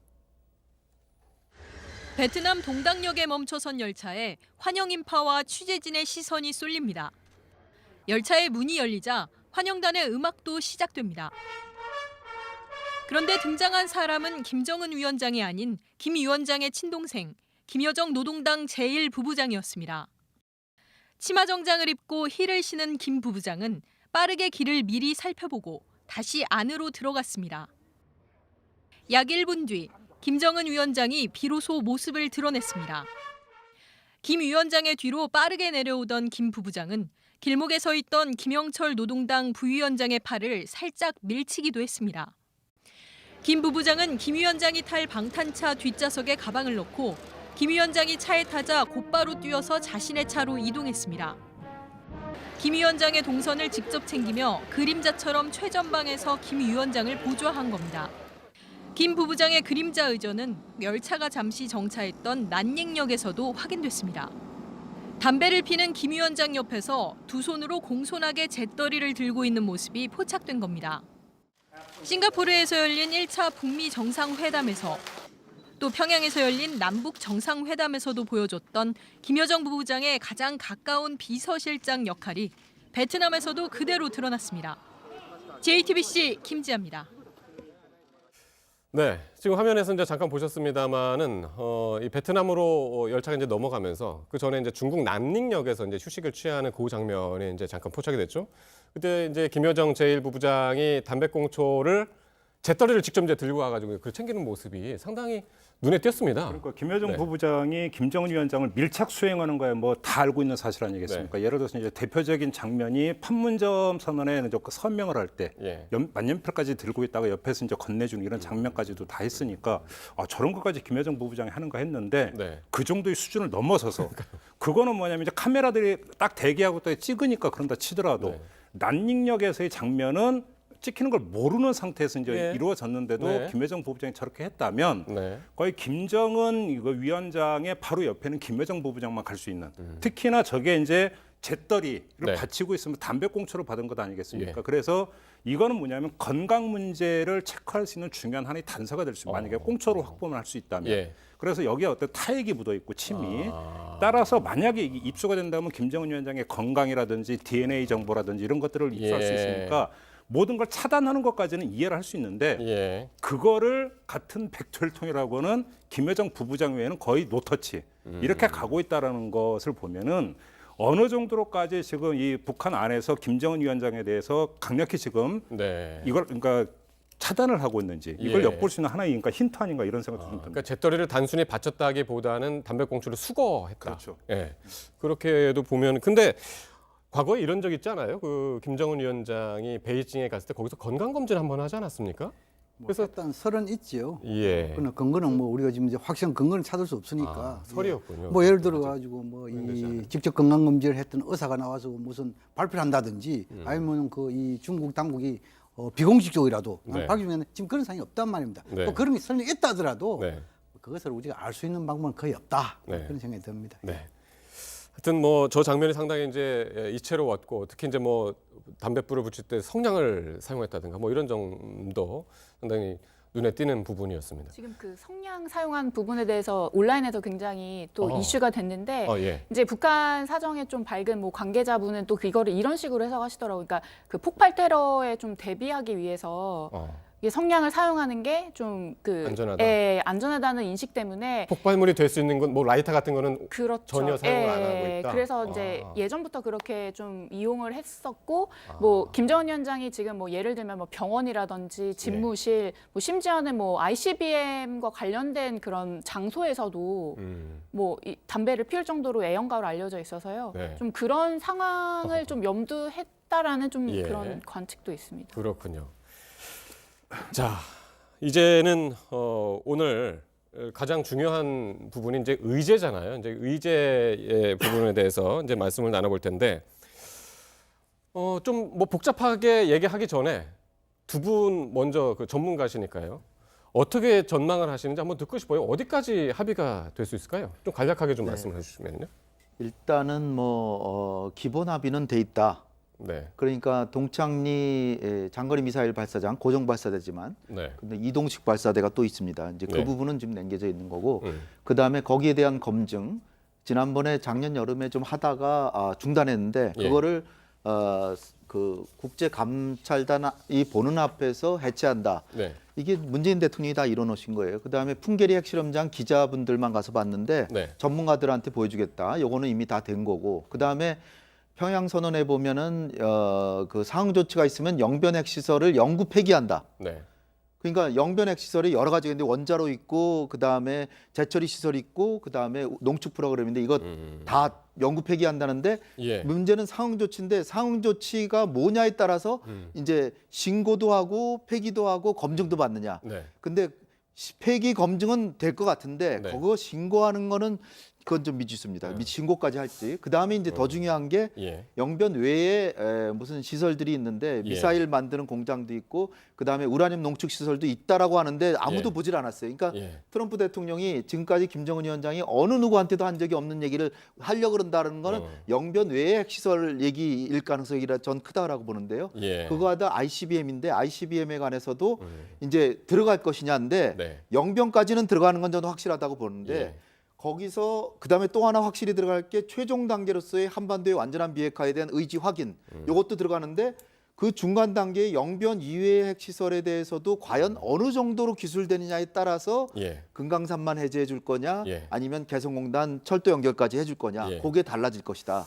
간단하게 말씀해달라고 그랬는데 말씀하시다 보니까 굉장히 길어지죠. 별로 안 길었는데. 그러니까 이게 간단하게 이게 얘기할 수 있는 부분은 아닌 것 같아요. 지금 이제 영변 플러스 알파 이제 그 부분을 그렇죠. 이제 집중적으로 말씀을 하셨는데 말이죠. 근데 이게 다 이게 미국하고의 주고받고잖아요. 한쪽에서 일방적으로 하는 것이 아니라. 제가 항상 이 굉장히 복잡하다, 네. 얽히고 섞여 있다. 네. 이것을 좀 강조를 했고 그럼에도 불구하고 네. 동서고금을 막론하고 실패한 정상회담은 별로 없다.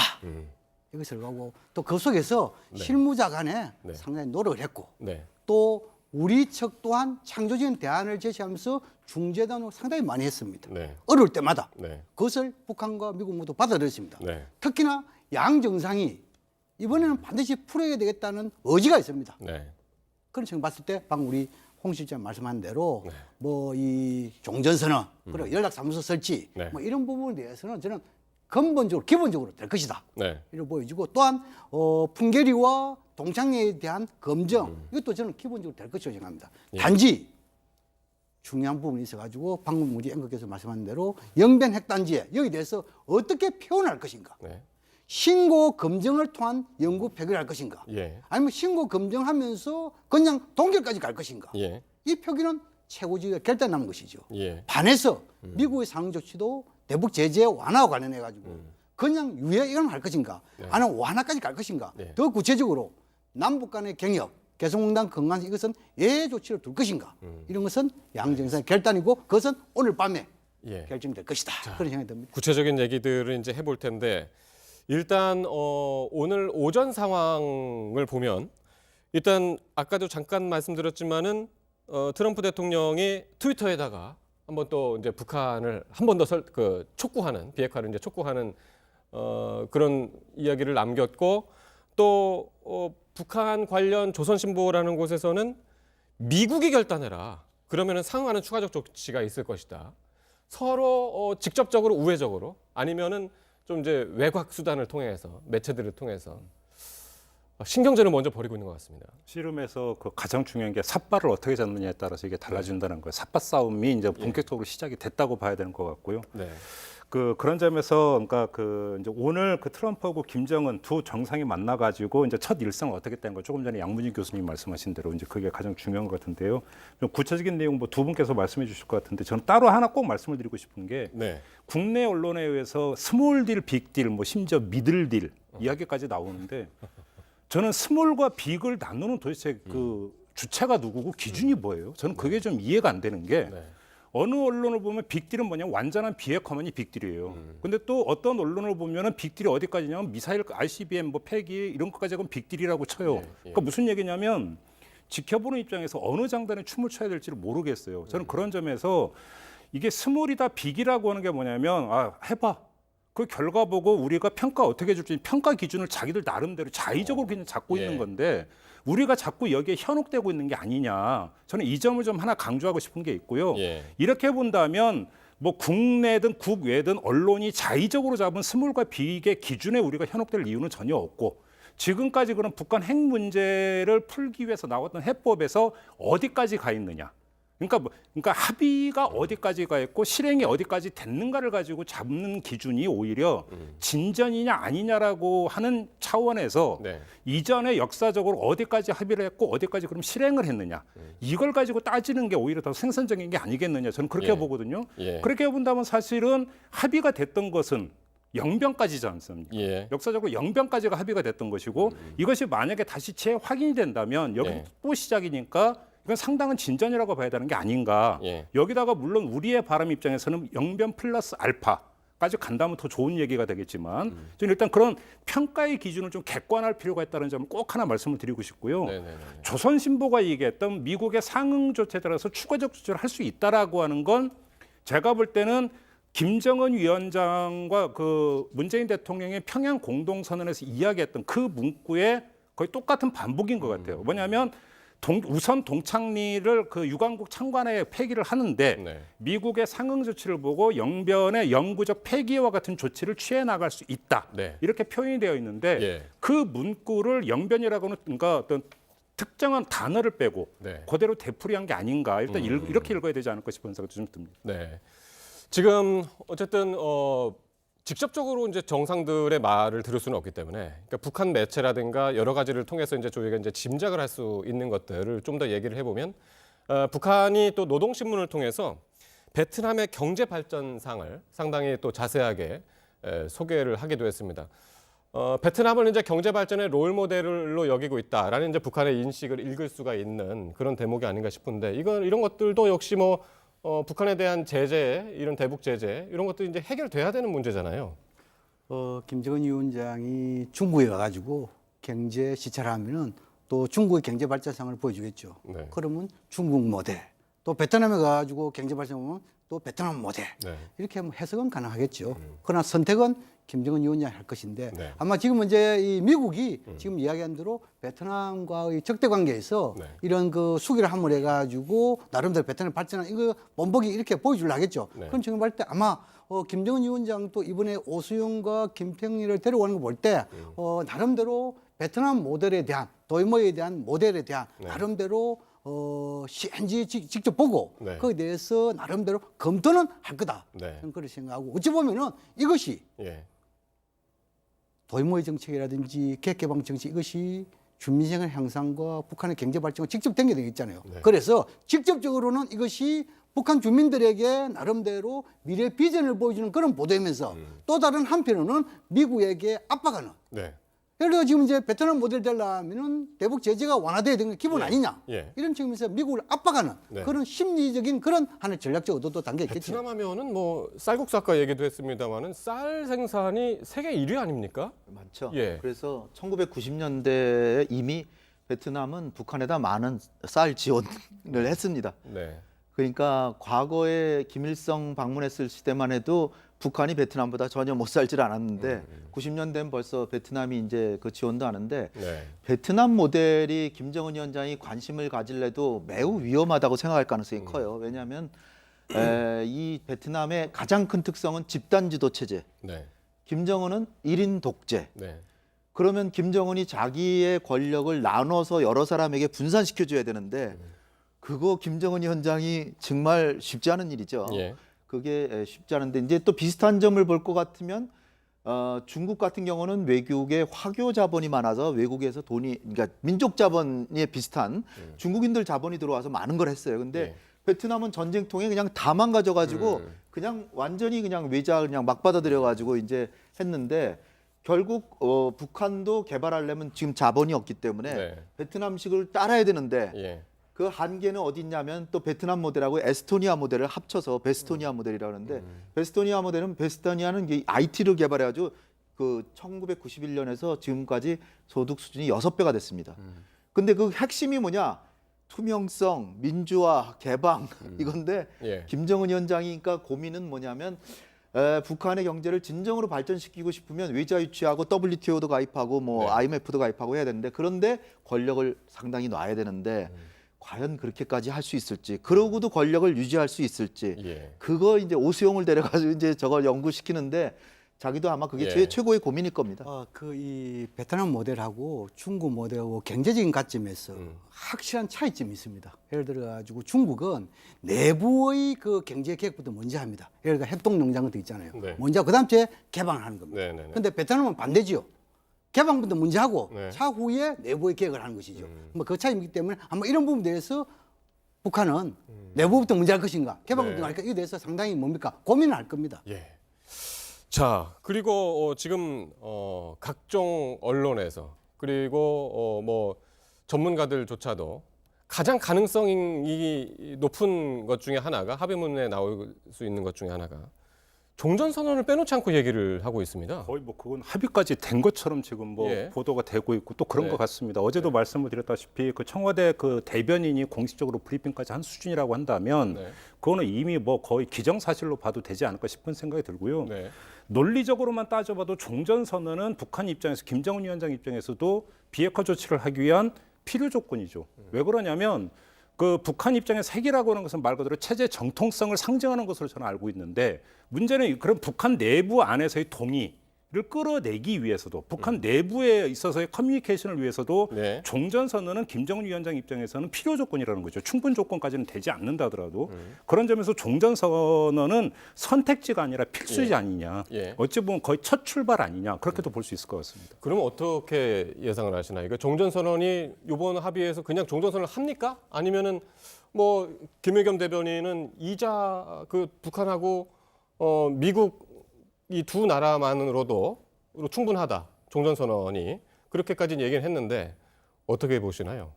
그 뭐 비판하는 쪽에서는 일부에서는 이제 북한하고 미국만으로 종전선언이 이게 말이 되느냐 그렇게 얘기를 합니다만은. 그래서 이제 종전선언과 관련 일단 남북 간에 합의했고 네. 또 북미 간에도 공감을 표시했죠. 여기서 특히 종전선언과 관련 가지고 우리 김정은 선생님처럼 북한의 워딩을 우리 살펴볼 필요가 있어요. 비핵화 관련해 가지고 비핵화의 초기 단계에 예를 들어 가지고 첫 공정 네. 이것을 종전선언을 이야기했습니다. 예. 중간 공정은 뭐냐? 북미 간의 수교 이야기했어요. 마지막 공정이 평화협정 이야기했어요. 네. 그만큼 지금 이제 종전선언의 북한의 중요성이 얘기했죠. 예. 그래서 뭐냐 이렇게 방문인데 북한의 당정군 관료들에게 비핵화에 대한 뭔가 맹분이 필요하잖아요. 예. 미국에서 아무 체제 보지 아무것도 없는 상태에 살 수는 없잖아요. 그래서 초기 단계 첫 공정 이야기하고 있고 네. 그다음 지금은 이것이 남북 간에 또는 남북 미간에 남북 미간 3자, 이 양자, 3자, 4자 이 부분에 대해서는 예. 해석의 나름은 다를 수가 있어요. 그러나 우리가 큰 틀에서 한반도의 다시 말해서 한국 전쟁을 끝장내는 네. 이런 부분에 대해서 가장 확실한 부분은 좀 뭐랄까 서명 당사자 앞으로 예. 지켜야 할 당사자 남북 미중이 이것이 종전선언을 하면 가장 이상적인 모양새가 되겠죠. 네. 그러나 이 4개 국가의 정상 모임은 어렵기 때문에 네. 일단 남북 간에는 지난 9월 19일 날 군사 합의서 이걸 했잖아요. 네. 이것을 남북 간의 종전선언으로 충분하게 해석할 수 있는 대목이죠. 그래서 이번에 북미 정상을 만나가지고 종전선언 한다면은 예. 뭐 이것도 뭐냐면 어찌 보면은 예. 한반도 전쟁을 끝장내는 선언이기 때문에 네. 충분한 효용성이 있다. 저는 그렇게 생각합니다. 결국에는 평화협정으로 가야 되는 이제 그 수순으로 종전선언을 이제 보시는 건데. 사람마다 다릅니다. 뭐냐면 전쟁을 끝장내는 방식은 네. 세 가지가 있습니다. 첫째는 종전선언했고 하나는 수교가 있고 네. 마지막 평화협정입니다. 네. 그럼 이것이 뭐냐면 어느 것이 이것을 반드시 해야 되는 규정은 없습니다. 네네네. 그렇기 때문에 종전선언으로 이 전쟁을 끝장내는 하나 있고 종전선언과 평화협정을 같이 갈 수도 있고 예. 이것은 뭡니까? 이 관계 당사자들이 서로 협의해 가지고 방법을 찾아야 되겠죠. 한 보도에 의하면은 지금 이제 한반도 평화 다자 협의체 제안할 거 두 정상이 평화 협의체를 제안할 것으로 예상이 된다라는 그런 보도가 있으면서 이게 과거의 육자 회담 방식을 이야기하는 것이냐, 그걸 차용하는 것이냐 그런 그 예상도 나왔어요. 그런 제안이 있다라 하면 그건 좀 대단한 건데요. 예. 그렇다면 그건 이제 러시아가 제일 관심 있고 일본도 관심을 갖고 있고 그다음에 중국의 경우도 지금 미국이 하도 중국을 그냥 막 그 목을 죄니까 예. 중국도 미국의 독주를 막기 위해서도 다자안보 협력 같은 걸 하려고 그러는데 미국이 과연 그걸 저런 제안을 미국에서 했다라 그러면 대단한 건데 예. 전 조금 약간 좀 의구심 갖고 있고요. 제가 볼 때는 이제 종전선언은 이제 양 선생님 잘 얘기하셨지만 남북 간에는 평양선언으로 남북 군사합의서로 넘어섰고 네. 한중 간에 수교했고 미중 간에 수교했고 네. 마지막 남은 게 북미 간에만 이제 서로 종전에 준하는 선언을 하거나 한반도 평화 선언을 하고 그다음에 거기다가 하나 더해서 평화협정을 체결해야 되니까 전쟁한 당사자들과의 평화협정은 없거든요. 그러니까 네. 평화협정을 하려면 남북 미중 4자 간에 평화협정을 체결하기 위한 협상 개시 네. 또는 평화협정위원회를 4국 간에 만든다. 이렇게 선언하면 충분히 족하다. 그거를 이제 청와대 김의겸 대변인이 사실 작년만 하더라도 우리가 종전선언 4자가 해야지 무슨 소리입니까? 이렇게 했었어요. 근데 지금은 김정은 위원장이 종전선언에도 뭐 한미동맹, 주한미군 또 뭐 유엔사 존폐야 전혀 예. 관계가 없다 그러니까 예. 이 종전선언의 가치가 좀 떨어져서 그리고 지금 워낙 요번에 정상회담이 중요하니까 그 정상회담이 성공하라고 우리가 측면 지원하는 차원에서 이런 발표를 한 겁니다. 네. 그 관련 보완하자면은 그 지금 이제 러시아가 좋아할 거다는 것은 육자회담에서 러시아가 동북아 이 안보 평화 여기에 네. 대해서 워킹 그룹의 의장국이잖아요. 네. 그거는 육자 속에서 하는 이야기가 동북아까지 지금 한반도에 있어서는 사자 이야기가 왜 나오냐면은 김정은 위원장이 지난 신년사에서 이 한반도 평화체제 이것을 구축하기 위해 가지고 다자회담 이렇게 해서 그것도 명시해놨습니다. 신년사에서 얘기했었죠. 그렇죠. 그렇게 하면 그 다자라는 것은 남북 미중이 참가하는 평화협정과 관련되는 그런 협의체가 아니겠냐 이렇게 이해하면 될 것 같습니다. 그걸 육자회담까지 지금 거론하는 것은 조금 이제 성급한 그렇죠. 분석이겠네요. 그것은 그냥 동북아까지 평화안전 나아간다면 그 가능하겠죠. 발전성이 있지만 지금 현재 다자라는 것은 남북 미중에 의한 한반도의 평화협정이다 이렇게 육자에는 이해하면 러시아뿐만 아니라 일본도 들어가 있는데 신년사에는 정전협정 당사국 간의 긴밀한 연계 밑에 이렇게 표현이 되어 있기 때문에 정전협정 당사국이라고 한다면 사자로 봐야 되는 거지 육자로 볼 수가 없는 거죠. 이게 이제 1996년에 클린턴 대통령이 김영삼 대통령하고 제안을 해서 사자 회담을 했어요. 96년부터 몇 년 하다가 이게 도저히 이제 그 당시는 이제 북한이 주한미군 철수 그걸 들고 나오니까 그 유야무야 됐는데 그것이 이제 다시 한번 해보자는 그런 제안으로 보시면 될 것 같습니다. 연락사무소 설치는 어때요? 연락사무소 얘기는 사실 이걸 그 스티븐 비건 그 특별 대표가 스탠포드대에서 질문이 하나 연락사무소 얘기 질문이 있으니까 현재 우리가 북한하고 미국이 집중하고 있는 분야 중에 하나다라고 얘기를 했었어요. 근데 오늘 한 언론 보도에 보면 이미 부지 이야기까지 나오고 있던데요. 부지. 뭐냐면 뭔가 이건 팩트 확인이 필요한 보도이긴 합니다만 그것도 그 자유한국당 의원의 어떤 그 발언으로 그러니까 그 기사화가 됐던데 북한이 이미 어떤 그 워싱턴 어디에 연락사무소를 둬야 될지 2번 답사를 했고 미국 같은 경우는 평양에 있던 그 독일 대사관 자리를 원하고 있다. 이런 보도까지 오늘 조간에 지금 보도가 나왔거든요. 물론 이거 확인이 필요한 부분입니다만 만약에 이게 사실이라고 한다면 이미 설치할 거냐 말 거냐가 아니라 어디에 설치할 것인가라고 하는 실무 문제로 들어갔다는 이야기가 되니까 거의 기정사실로도 볼 수 있는. 근데 이게 과거에도 한 차례 요 연락사무소 설치와 관련해서 한 차례 뭐 북한하고 지금 말씀하신 부지 선정까지 얘기가 된 적이 있었잖아요. 그러다가 무산됐었죠. 맞습니다. 한번. 이게 1994년 그 제네바 합의 이후에 실제로 이 연락사무소 개설 문제가 좀 그 실무적으로 논의가 됐었는데 이게 사실 북한 입장에서 보면 그 평양 땅에 어떤 그 미국 사람들이 들어오는 것이잖아요. 그러니까 외교관들이 들어와서 상주를 하면서 뭐 과정을 지켜보는 거기 때문에 또 이거를 북한 입장에서는 그리 달가워하지 않는다라고 해석을 하시는 분들도 있더라고요. 그래서 그런 측면에서 당시에도 좀 북한이 부담감 때문에 이게 결국에 유야무야 됐었다. 그래서 이번에 이게 만약에 연락사무소, 그러니까 저 개인적으로도 좀 개소를 합의하는데 좀 합의문에 담길 걸로 이제 가능성이 크지만 그럴 경우에 이제 외교관들이 어떤 식으로 상주를 하고 좀 그런 인적 교류 부분에서도 좀 어떤 디테일이 좀 더 예전과는 달라야 할 것 같다라는 생각을 하고 있습니다. 그와 관련해 가지고 94년도에 제네바 합의 여기 보면은 북한이 핵을 동결하는 조건이 있어 가지고 제1 항목에 미국은 3개월 내에 연락사무소 설치에 관해서 논의를 한다고 되어 있어요. 그런데 그 당시에 뭐냐면 그 미국 중간선거에서 민주당이 패하고 공화당이 다수당이 되어버렸습니다. 그 공화당이 제네바 합의에 대해서 이거에 대해서 인정 못하겠다 이렇게 해가지고 연락사무소 논의가 무산되어 버렸어요. 그걸 알 필요 있고 두 번째는 뭐냐면 지난번에 이 문재인 대통령이 9월 이 정상회담 이후에 대국민 보고했죠. 거기서 미국의 상응 조치가 뭐냐 이렇게 그 기자들 질문에서 보면 여러 가지 이야기했죠. 종전선언, 연락사무소, 그다음 뭐 여선 사회문화 교류 이런 말 했잖아요. 거기서 연락사무소에 대해서 이렇게 이야기한 것은 몇 가지 있습니다. 지금은 이제 이 연락사무소는 북미 간 수교에서 가장 낮은 단계거든요. 이 낮은 단계 이건 뭐냐 하니까 의회의 성인 없이 대통령이 권한을 할 수 있는 대목입니다.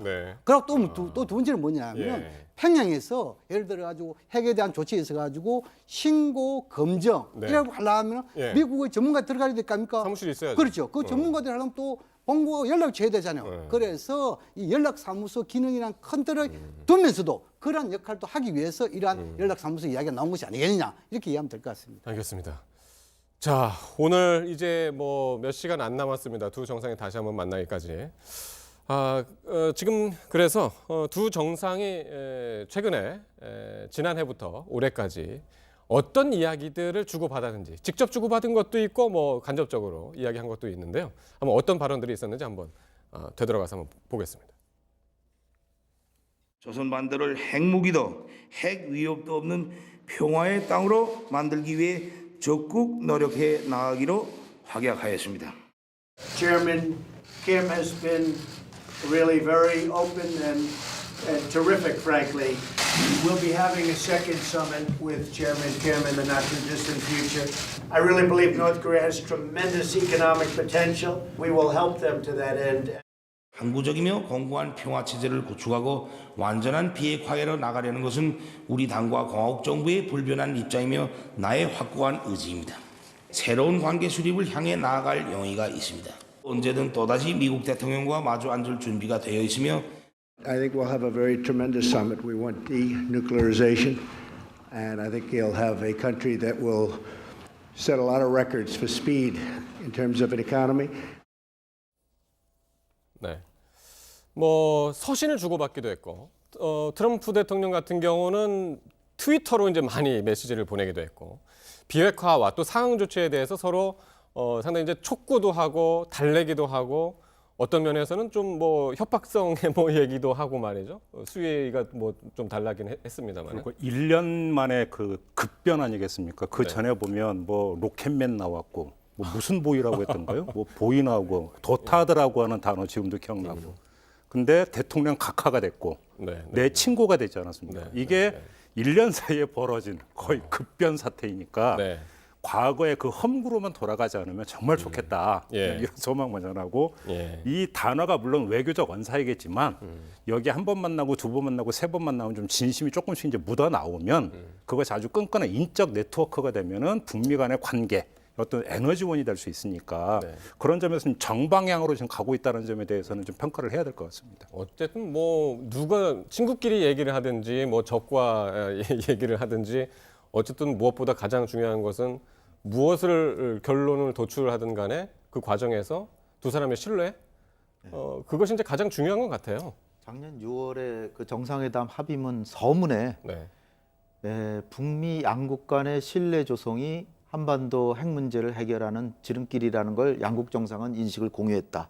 이런 구절이 딱 나옵니다. 그게 4개양 구체적인 합의, 그러니까 그것도 네 개가 이제 3개가 원칙이고 하나가 유해송안인데 그거를 다 포괄하는 말 한마디가 그 말이에요. 그러니까 김정은이 미국한테 하고 싶은 거는 네. 나는 핵을 다 포기하고 싶은데 아직 신뢰가 조성이 안 돼서 예. 단계적으로 합시다 하고 예. 트럼프 대통령은 나를 믿고 나는 당신을 신뢰하니까 좀 핵 비핵화를 좀 빨리 해라. 예. 그러니까 그 속도 차이 뭐 이런 것이 있어서 예. 결국은 이번에 된 게 단계적인 해결 방법으로 그리고 단계적 상응 조치 동시 행동. 예. 이 미국이 그런 정책을 받아들임으로써 지금 2차 정상회담이 열리고 예. 오늘 희망을 얘기할 수 있는 거다 이렇게 예. 봅니다. 그래서 뭐 그런 과정에서 이런 얘기도 나왔었죠. 그러니까 핵 리스트를 모두 공개하고 거기에 대해서 검증을 받아야 이게 이제 완벽한 비핵화를 갈 수 있는 길이다라고 했는데 어쨌든 신고를 하겠죠. 만약 이제 한다면.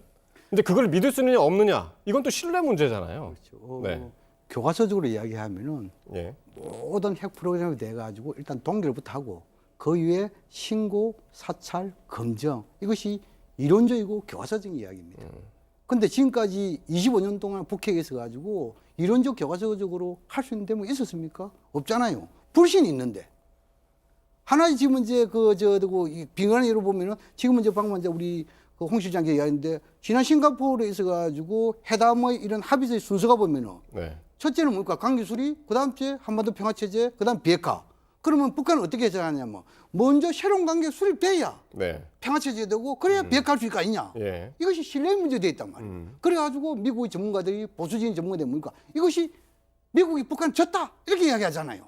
미국은 뭐냐면 한반도 비핵화부터 해야 그다음 주에 관계 수립되고 그래 평화 체제 아니냐 이렇게 이야기하고 있단 말이에요. 예. 어떻든 간에 신뢰가 상당히 중요한 부분인데 그러나 그 신뢰 속에서도 네. 많이 만나고 네. 하나하나 단계적으로 북한이 지금 이제 이야기하는 것이 뭡니까? 단계적, 네. 동시적, 병행적 이게 하죠. 이것이 뭐냐면 제가 이런 이야기하면 북한에 대해서 완전히 따른다는 이야기고 이것이 현실주의적인 해법입니다. 예. 왜 그러냐면 미국 있잖아요. 아니 우리 성현께도 이야기했는데 미국에 있어가지고 북한이 요구하는 관계 정상화, 네. 대사관 설치 미국이 한 방 할 수 있습니까? 못하잖아요. 예. 그러니까 지금 미국 언론들은 지금 그 부분을 가장 지금 우려를 하고 있습니다. 트럼프가 지금 북한 김정은하고 만나가지고 과연 무슨 짓을 하고 지금 올 것이냐. 이게 굉장히 고위험이고 만약에 제대로 잘 되면 고수익이다. 예, 뭐 영어로 하면 하이 리스크, 하이 뭡니까? 미국이 하이 줄 수 리턴. 있는 게 이를테면 김정은이 제일 바란다고 하더라도 주한미군 철수할 것도 아니고 한미동맹 깰 것도 아니고 유엔 사령부 해체할 것도 아니고 그리고 평화 체제에 있어서도 평화 협정을 체결하는 게 아니라 종전선언 시작만 하는 거고 그다음에 관계 정상화도 뭐 대사관 수립이 아니라 이거 뭐 연락 대표부 그냥 행정부에서 대통령 한마디로 될 수 있는 이거 한다는 건데 그걸 가지고 그렇게 걱정한다고 하는 거는 그래서 그걸 걱정하는 바람에 그동안에 북한의 핵 보유를 사실상 하게끔 그냥 묵인해 왔던 거 아닙니까? 그런 거 보면 지금 옳은 방향으로 가고 있다. 그게 우리 홍 시장 말씀대로 미국이 항상 이야기해 보면 외교적인 용어도 없는 불가역적인 이야기를 굉장히 많이 한단 말입니다. 근데 지금 이제 예를 들어 가지고 홍 시장님 말씀대로 북한은 예를 들어 핵에 대해서 완전히 신고 검증에 대한 폐기 하면은 가역적입니까? 불가역적입니까? 이 불가역적이잖아요. 그런데 미국은 종전선언 말한 대로 이래 하면 뭡니까? 다시 되돌아오시는 거고 제재 이래가지고 북한이 또 뭐냐면 합의하면 다시 제재를 할 수 있는 거 아닙니까? 이거 얼마나 미국이 질 일이 하나도 없단 말입니다. 그래서 이런 부분에 있어가지고도 미국이 좀 더 통 크게 좀 올바르게 이해하면은 북미 간에 큰 어려움 없을 것이다 그런 생각이 들어요.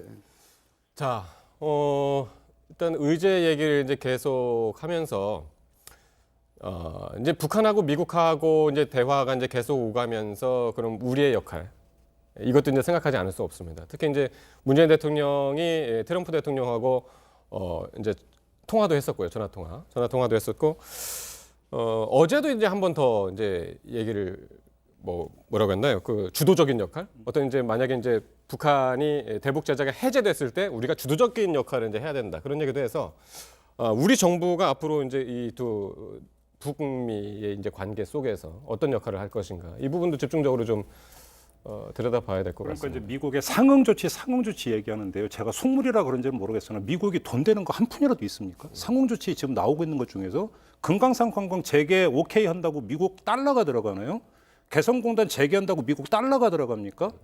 철도 그 연결 사업 들어간다고 해서 미국 달러가 들어가는 미국은 손 안 대고 코 푸는 거예요. 지금 간단히 이야기를 하면. 근데 그래서 그 문재인 대통령이 오히려 남북 경협을 상응 조치로 적극적으로 활용해달라고 요청을 하는 부분이 저는 대단히 잘한 제안이라고 생각하는 거예요. 일각에서는 뭐 이것이 전략 노출이니 뭐니 이런 이야기를 하던데 이미 이거는 그러니까 평양 공동선언이라는데 다 들어간 내용 아니겠습니까?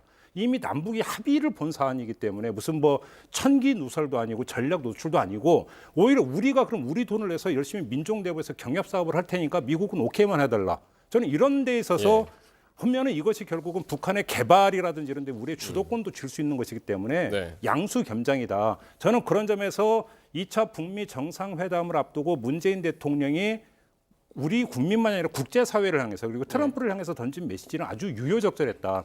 문제는 오히려 그거를 좀 흔쾌히 좀 트럼프가 전부 다 받았으면 좋겠다. 근데 과연 받을 것인가 이게 좀 궁금한데 전부 다 받았으면 좋겠다는 이런 소망을 좀 전하고요. 러시아 외무장관은 그 얘기까지 했더라고요. 철도 연결 사업. 어제 보니까 그러면서 뭐 일부 보도에 따르면 2차 북미 정상회담이 끝나고 나서 미국과 러시아가 한국의 어떤 지원하에서 대북 제재 완화를 어떤 촉구하는 어떤 뭐 결의안을 제출할 것이다 유엔에 이런 지금 보도가 나오고 있는데 그 내용 중에 보니까 또 철도도 들어가있더라고요. 이건 러시아 입장에서 상당히 자신들의 국익과 연결되어 있는 거니까 이런 러시아까지 끌어들여 가지고 한다면 러시아가 뭐 만사 오케이고 달려들 그런 사업이니까. 이런 점에서 우리 정부가 좀 목소리를 좀 높였으면 좋겠다 이런 생각이 좀 듭니다. 알겠습니다. 저희가 오늘 사실 D-Day가 북미 정상회담뿐만이 아니라 하나가 더 있었죠. 그 우리 정치권의 이제 그 자유한국당 그 전당대회 오늘 열리는 날인데요. 그래서 이제 요거 잠깐 요 얘기 하고 그리고 다시 이제 북미 정상회담 얘기를 좀 할 텐데 일단은 여기서 일단 그 홍영익 박사하고는 여기서 인사를 좀 나누도록 하고요. 나머지 두 분은 그리고 이제 이정 기자하고 좀 더 이제 남아 주시기 바라겠고요. 먼저 그러면은 전당대회가 지금 어떻게 치러지고 있는지 한번 현장을 연결을 해 보도록 하겠습니다. 지금 일산 경기도 고양시 킨텍스에 지금 노진호 기자가 지금 나가 있습니다. 자, 노진호 기자, 지금 자유한국당 전당대회 한창 진행 중입니까? 지금 어떤 상황입니까? 네, 한창 진행되고 있는 중입니다. 현재 당 대표 및 최고위원들의 전견 발표가 이어지고 있는데요. 이 전견 발표에서 황교안 후보는 자유민주주의와 헌법 수호를 강조했고 오세훈 후보는 분열된 보수의 통합 그리고 김진태 후보는 행동하는 우파를 각각 앞세웠습니다. 우선 이 정견 발표가 끝나게 되면 5,200여 명의 대의원들이 현장에서 투표를 하게 되는데요. 이 투표가 2시간가량 진행된 이후에 대표와 결과 발표, 당선자의 그 수락 연설 순으로 전당대회가 진행하게 됩니다. 각 후보 캠프와 지지자들은 전당대회가 시작하기 전부터 행사장 입구에서부터 응원 피켓을 흔들고 후보자들의 명함을 돌리면서 막바지까지 유세에 집중했습니다. 예. 자, 조금씩 일정보다는 원래 예정됐던 일정보다는 조금 늦어지고 있는 건 같은데 오늘 이제 대의원들 이제 투표가 잠시 뒤면 있을 것 같습니다. 근데 오늘 전당대회 중에 현장에서 좀 소동이 있었다면서요? 네, 그렇습니다. 사실 이 전당대회가 시작하기 직전에 민주노총 관계자와 5.18 관련 시민단체들이 전당대회 그 행사장 입구에서 자유한국당 규탄 집회를 열었습니다. 한국당 일부 의원들의 5.18 망언을 규탄하면서 한국당 해체를 주장했습니다. 이 과정에서 한국당 당원들이 시위대를 막아서면서 몸싸움이 일어났습니다. 이것 때문에 이 전당대회가 20분에서 30분 정도 지연됐습니다. 예. 자, 그럼 오늘 투표 결과는 언제쯤 나올까요? 네, 오늘 한 오후 7시쯤에 발표가 될 것으로 예상이 됩니다. 대의원들의 투표와 그리고 사전에 진행된 당원들의 투표가 70%, 그리고 25일과 26일 이틀간 진행된 일반 국민들을 대상으로 했던 여론조사가 30%가 반영이 돼서 최종적으로 당 대표가 결정이 됩니다. 그리고 최고위원과 청년 최고위원은 각각 4명과 1명을 선출하게 됩니다. 오늘로써 자유한국당은 지난해 지방선거 패배 이후 들어갔던 비대위 체제에서 7개월 만에 벗어나게 됩니다. 새 지도부의 임기는 2년입니다. 그러니까 내년 4월 치러질 21대 총선을 승리로 이끌어야 하는 과제를 안고 있습니다. 예, 이상 JTBC 노진호 기자였습니다. 예, 노진호 기자 수고했고요. 지금 한창 진행이 되고 있습니다. 그러니까 한 7시쯤 발표가 된다고 그러죠. 지금 이제 아직 투표도 뭐 지금 들어가지 않았습니다만. 처음에 비대위 쪽에서 나오냐 한 5시쯤이면 나오지 않을까 이렇게 했는데 네. 그 예상보다도 좀 길어지고 있는 것 같습니다. 네. 아마 그 현장에서 진행 아마 일정이 좀 길어졌던 것 같고요. 현재 네. 집계는 금방 될 거예요. 요즘은 전자투표로 되기 때문에 바로 어떤 그 누르는 순간에 이제 집계가 되기 때문에 예. 다만 이제 그 전에 있었던 당원 어떤 그 조사, 예. 이 당원 투표하고 이제 합산을 해야 되는 이제 절차가 남아 있겠죠. 그래서 7시쯤이면 이제 한국당을 2년간 이끌 임기상으로는 2년입니다. 예. 2년간 이끌 새 대표, 그다음에 그 최고위원들 몇몇이 이제 공개가 되는 것이죠. 예. 그러니까 대의원 투표를 이제 오늘 하고요. 책임 당원 투표, 그러니까 일반 당원 투표는 이제 이미 했었고 말이죠. 당원 투표는 이미 뭐 현장 예. 투표, 모바일 투표로 끝났고, 예. 그다음에 일반 국민 여론조사도 어제, 그제 이틀 동안 그렇죠. 진행이 됐으니까 끝났고, 네. 오늘 있는 투표는 유일하게 대의원 한 8,000명 정도 되는 네. 대의원 현장 투표만 진행이 되고 있는 것이죠. 그렇습니다. 자, 이 당권의 주인공이 과연 누가 될 것이냐. 뭐 7시면 이제 결과가 나오겠습니다만 지금 이제 대세는 뭐 당 안팎에서 정치권에서 주로 이제 황교안 후보를 이제 꼽고 있지 않습니까? 그렇습니다. 근데 뭐 만약에 되더라도 뭐 결과를 지금 뭐 확언할 수는 없습니다만은 얼마나 득표를 하느냐 이것도 상당히 이제 중요하잖아요. 뭐 일각에서는 이제 그 황교안 후보의 당선은 거의 기정사실로 놓고 네. 이제 득표율이 어떻게 되느냐에 따라서 황교안 그러니까 대표라고 그냥 가정을 했을 경우에 네. 리더십이 좌우가 된다. 그래서 최소 50 내지 60%를 지금 바라고 있는 것 아니냐. 네. 황교안 후보 측에서 이런 이야기를 하고 있는데요. 문제는 압도적인 표차로, 압도적인 득표율로 당 대표가 된다면 물론 외형상으로는 상당한 어떤 지지 기반을 확보하는 것이 되기 때문에 예. 그 자체가 의미가 없다고 볼 이유는 없을 것 같습니다. 하지만 중요한 것은 오늘 전당대회 이후 1년 동안의 자유한국당의 모드는 뭐냐면 예. 총선 승리로 모든 게 맞춰지게 될 것이고요. 거기서 초점이 되는 것은 대여 투쟁을 어떻게 할 것인가. 예. 여기에 맞춰지게 될 텐데 예. 저는 그런 점에서 개량화될 수 있는 득표율보다 더 중요한 게 제1야당으로서 어떻게 전선을 펴면서 유효적절한 대여 투쟁을 하고 네. 그래서 국민들의 지지, 최소한 지금 탄핵을 거치면서 떨어져 나갔던 어떤 중도적인 성향 내지 개혁 내지 합리적인 성향을 띠고 있는 보수 지지층을 다시 끌어올 수 있는가. 그래서 내년 총선에 자양분으로 삼을 수 있는가 없는가. 예. 이거는 개량화될 수 있는 게 아니라 말 그대로 정치 컨텐츠와 정치 감각, 예. 정치 내공의 문제이기 때문에 예. 또 다른 어떤 측면에서 이것은 검증돼야 될 사안이다 예. 이렇게 봅니다. 어쨌든 뭐 계량화할 수는 없다고 뭐 하셨습니다만 일단 투표율이라든가 득표율 같은 것들이 이제 오늘 나올 테니까요. 그것도 한번 주목을 해봐야 될 텐데 그럼 2등은 누가 될까요? 2등도 상당히 중요하잖아요. 그게 누가 하느냐. 관심사죠. 예. 그게 관심사인데 지금 각종 여론조사 결과를 종합을 하면 오세훈 후보와 오세훈 후보는 일반 국민 여론조사에서는 황교안 후보가 더 앞서는 것으로 네. 이렇게 나왔고 그다음에 당원조사에서는 오세훈 후보와 김진태 후보가 접전을 벌이는 것으로 네. 나왔거든요. 예. 그러면 이 두 가지를 종합을 하면 그래도 오세훈 후보가 2위는 하지 않겠느냐. 왜냐하면 일반 국민 여론조사에서 앞서고 있기 때문에 예. 결국 합산이 필요하니까 예. 이렇게 볼 수 있는데 문제는 설령 2위를 하더라도 정말로 아주 박빙으로 나오고 내지 김진태 후보가 2위를 해버린다라고 한다면 네. 얘기는 완전히 달라지는 것이 되어버립니다. 왜냐하면 좀 약간 기계적으로 단순화하는 오류를 무릅쓰고 말씀을 드리면 네. 자유한국당에서 이야기하는 보수 통합이라고 하는 것은 좀 단순화하면 탄핵 때 탄핵을 지지했던 보수층과 네. 탄핵에 반대했던 보수층이 다시 화학적으로 결합을 해야만이 그게 보수 통합이 되는 거거든요. 예. 근데 이 탄핵을 지지했던 보수층을 그러니까 대표했던 어떤 후보가 오세훈 후보고 탄핵에 반대한 어떤 지지층을 대변했던 게 김진태 후보인데 이 두 사람의 화합이라고 하는 것은 네. 전당대회 과정에서 전혀 있지를 않았었습니다.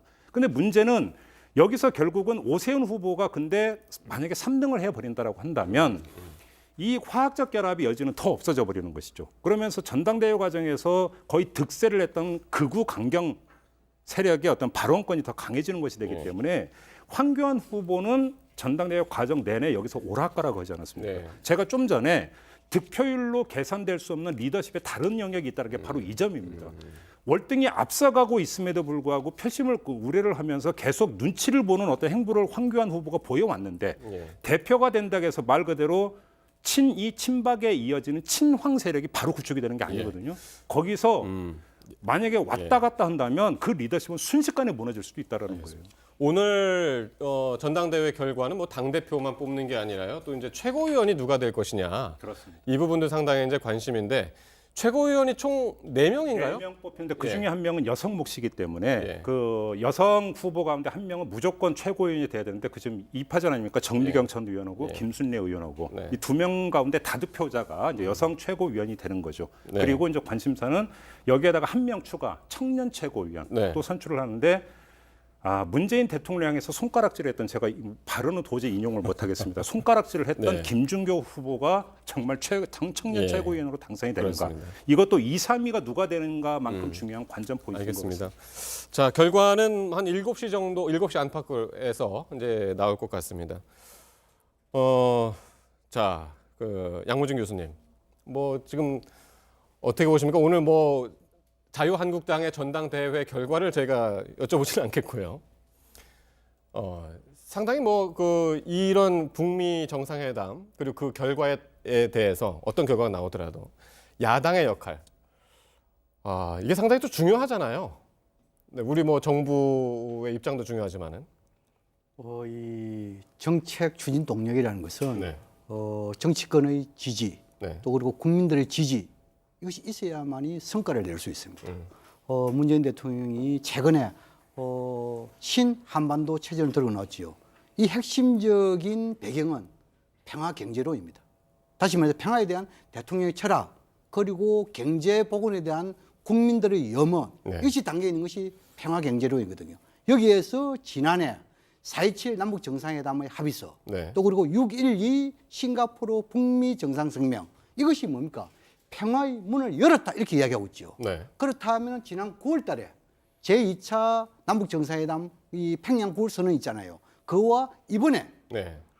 이 싱가포르에서 이 베트남의 하노이에서의 제2차 성명 합의서 이것이 뭡니까? 평화의 문을 더 넓혀주는 것이죠. 그러면 평화의 문이 열리고 넓힌 이유에는 뭡니까? 경제 아니겠습니까? 이 경제에서 가지고 적어도 남북 간의 경협이 된다면은 네. 남북 간의 경제 공동체 행색뿐만 아니고 예. 우리 국민들이 그토록 바라는 신성장 동력이랄까요? 예. 이걸 확보하는 거 아닙니까? 네. 이렇게 되려면 방금 이야기한 대로 야당을 비롯한 정치권의 적극적인 지지, 협조, 네, 네. 국민들의 협조가 필요하다. 예. 이것을 좀 더 강조하고 싶습니다. 그게 당연히 맞는 말씀이신데 안타깝게도 현실은 정반대로 가고 있으니까. 예를 들어서 지금 2차 북미 정상회담이 개막도 되기 전에 자유한국당 발 소식이 뭐였습니까? 남북 협력 기금 함부로 못 쓰게 네. 법률 개정하겠다.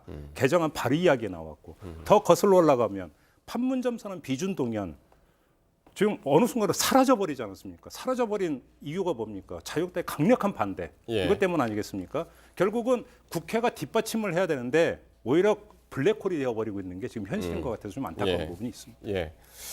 자, 저희 이제 하노이 북미 정상회담 얘기 잠깐 더 해야 되는데요. 이희정 기자, 지금 현지에 있는 기자들하고도 지금 연락을 주고받고 있죠? 지금 현지 오늘 좀 변동 사항이 있습니까? 아니면 오늘 정리 좀 한번 해주실까요? 네, 지금 저희가 이제 특보 진행하면서 계속 네. 현장에서도 뭐 소식을 전해오고 있는데 네.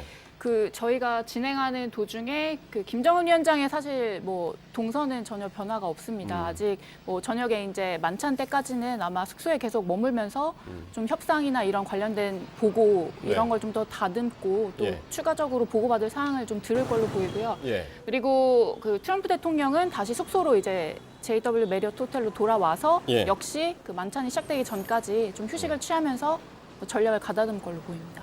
예. 자, 지금 이 북한에서도 지금 화면은 이제 조금 전에 이제 멜리아 호텔 앞인데요. 여전히 뭐 상당히 이제 통제가 상당히 이제 심하게 돼 있고 보안이 철저히 이루어지고 있죠.